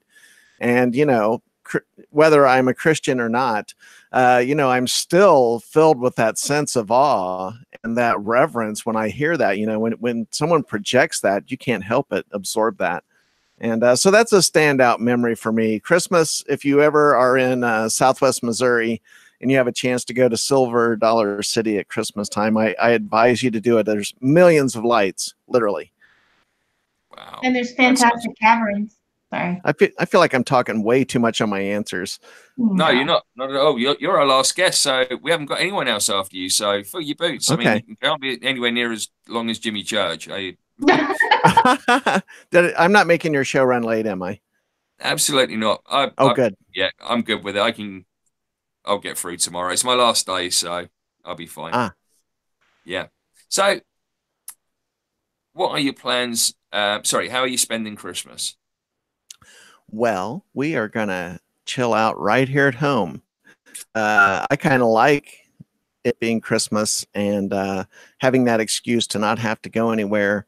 We'll be reaching out through the phone to different relatives and things like that. In our particular household, tomorrow we have a birthday that's 2 days away from Christmas, and Joey turns 7 years old tomorrow. So we have to go to extreme lengths to kind of compartmentalize his birthday off to make sure that he gets the proper birthday celebration he deserves and not, you know, mix it up with Christmas 2 days later. So we have a lot of plans for tomorrow to make sure he gets a proper birthday, and then we try to separate that from the Christmas celebration. Awesome. Yeah. Right. So no, chilling at home, man. That's what Christmas is about to me. Christmas music, good food, and chilling at home. And that's the next one. Favorite Christmas song? Oh. Favorite Christmas song.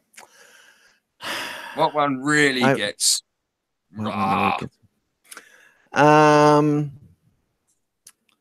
Let's see. I like "Oh Holy Night," believe it or not. That one sang properly really gets me. Mm-hmm.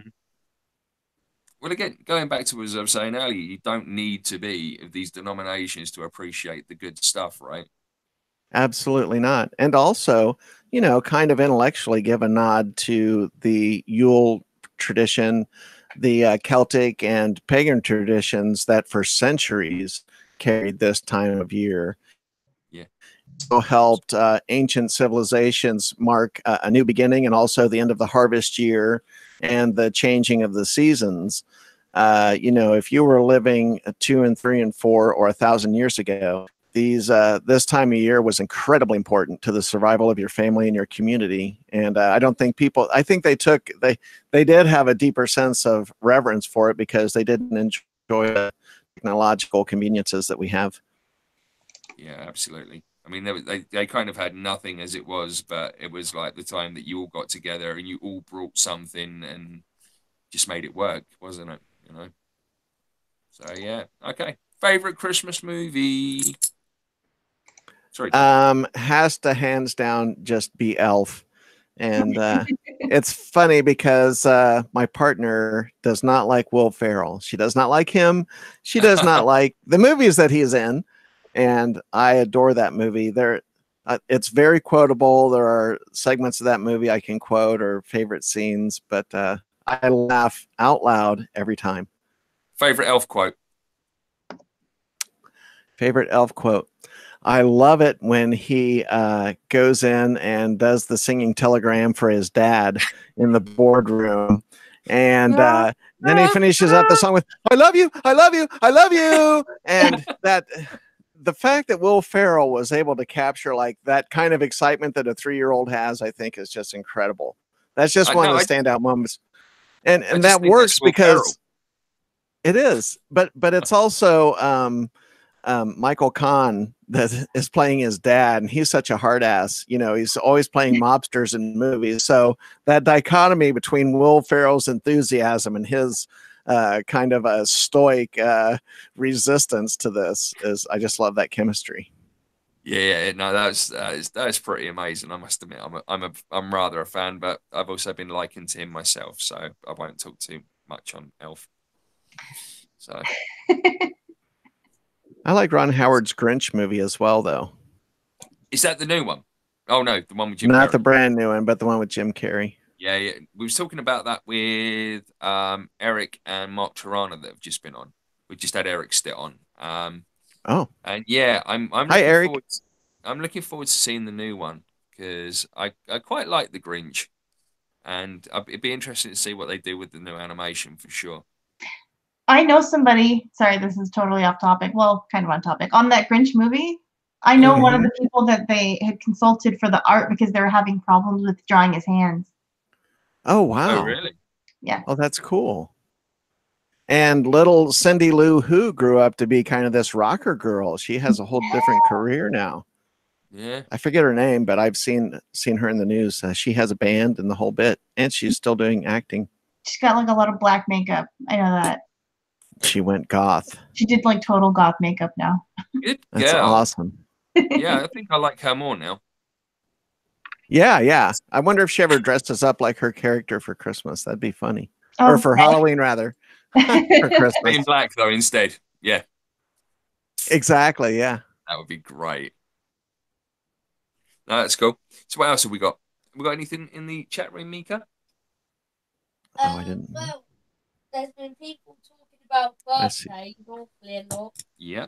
Eric and Lizzie and do you want to conversation? Do you want to come round? We've got a bit of a problem with the thing now. Everyone's saying good night, Mika. We've got mostly. Anything else? Kelly, have you got anything for us, sweetie? Not specifically. I think that it sounded like Mika was going to bed. I think that's why everybody's saying good night. Yeah. So. Is that what's going on? Is it bedtime? Are we closing? It's 10:15 at night here now. It's a little late for Mika. Yep. And I'm up at 3. Oh yeah. No, I hear it, and I appreciate your patience and waiting for me. I did the best I could to get home in time. I was watching the clock, and you made it just in time. No, it's cool. Yeah. And I have to give props to someone in your chat room. I think I know who he is on Facebook. because of the picture, but it's UFO Gandalf.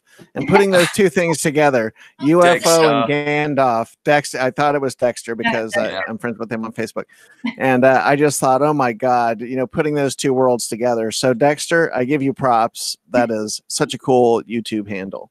I think Jimmy came up with that. Oh, did you? That was all me, baby. All me. Well, see, great minds think alike. Yeah.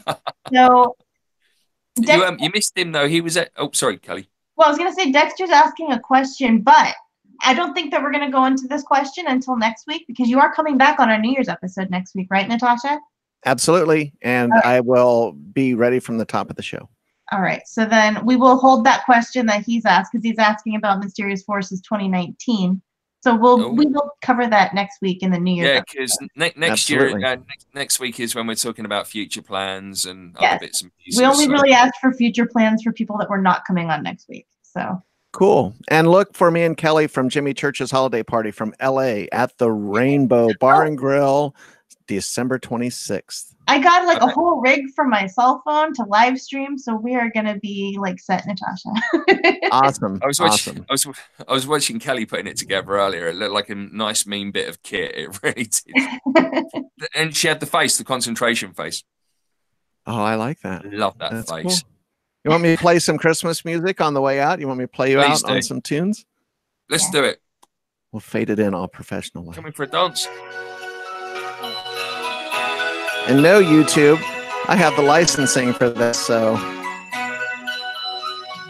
it's just generically saccharine for your Christmas pleasure. I'm going to let you guys close. I'll stop talking. It's your show. All right. Thank you, Natasha. See you next week, sweetheart. Thank you. Merry Christmas and happy holidays, Merry everyone. Christmas to you and yours too. Happy holidays. Bye. Bye. All right. All right, Jimmy, it's just me and you now. Yeah, I gotta go. I'm uncomfortable. Kelly, how was that for you, sweetie? That was great. I think that was a good way to kick off Esoterica Street. Yeah. And I hope everyone enjoyed it. I can't talk. Yeah, absolutely. Me too. Be interesting to see because you know it was kind of a bit more on the hop. I mean, when you do something like this, it's number one, it's not that easy to plan, right? I mean, how many times did you go through the checklist in your own head to get this show perfect? More times than you know. Yeah, backing it up, and we'll be fine. Everyone will be ready. Just come, clink, clink, and just like, I did not realize that person was going to stay that long. We only scheduled for, but the conversation was so good. So no, I'm not complaining at all. But yeah, you're right. I scheduled 15-minute increments for everybody. I don't know if people know that. Yeah, that's no, same as I thought. Right, okay, that's what we're gonna do. That's what we're gonna do. We're gonna go with it, and that, and like you know, much love to Dan and Stacy for sticking around. I mean, yeah, and and then Natasha had a little hiccup. So actually, if that didn't happen, Natasha wouldn't have been able to come on at all because she was still at the doctor at the time that she was supposed to be on. So it was meant to be. Yes. And it also gave us a window to have Eric and Mark jump on too. So that was a cool How amazing to see Eric around again. Yes, honestly. I'm excited. I'm just happy that he was able to come on and he has seen the painting and he's said that it looks beautiful up there. So that makes me happy too. I really hope we see more of Eric next year. I really do. And I hope that, things pick up and because we love him so much, don't we? We do, and I want to interview him because that was delayed. So hopefully we can reschedule that in the new year. Eric, hint. Kim, I will be messaging you in a moment to make that happen. And also my man, Mark Torana as well. Yeah. I adore Mark. I've got a lot of time and love for Mark. So to have him on as well was a real honor. So thank you very much for making that happen, Mark. So who else is that guy? What's his name? Pat Breeze. Oh, that guy. Do you remember him? He used to be there, and he's the only one that hasn't been on our show yet, isn't he? One of our shows. It's true at this point. I don't even know. I don't know about that Pat guy. He should just make a short cameo. If he had agreed to come on one of these holiday episodes, he'd only be committed to 15 minutes. But I know. That's it. See, Mark Torana's over and done with now. I mean, he just sat there, answered a couple of questions, got him on with Eric. He done his bit, and that's it. Mark's got a pass now. That's it. Mark doesn't ever have to come on again. So, he said he's going to come on next week voluntarily. Oh, Pat. No, Mark. Oh, yeah. But so it couldn't have been that bad experience. It can't be that painful, can it? Talking to us so for like Pat said he would come on next week on the New Year's episode. He'd only have that 15 minutes, and then he'd be done. We wouldn't bother him about it anymore. Absolutely. And the other one we haven't touched on yet is John Ledford, because he's been with us for quite some time, isn't he? He has. I would love to have John come on. I bet John would be like straight yes, whereas Pat's still like, oh, don't know. Pat hasn't even addressed it at all in the chat room. But John, I mean, I've met John, played Cards Against Humanity on the same team with John. So he's bound to want to come on because, I mean, you know, he's set your chums. Right. The door's open, John. Door's open. Contact either me or Kelly and we'll make it happen for next week's New Year's Eve New Year's special. New Year's special, yeah. Bit premature. Not the first time I've been premature, I'd like to add. Right, so anything else from you, Kel? Nope, that is all for me for this week. Right.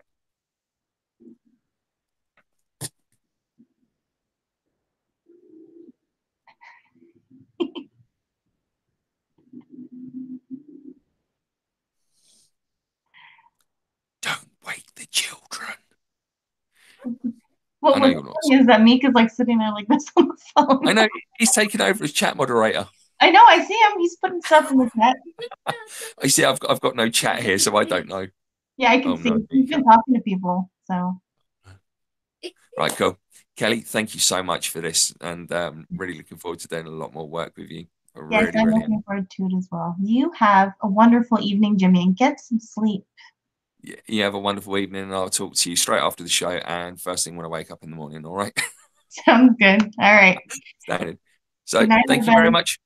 Bye-bye, everyone.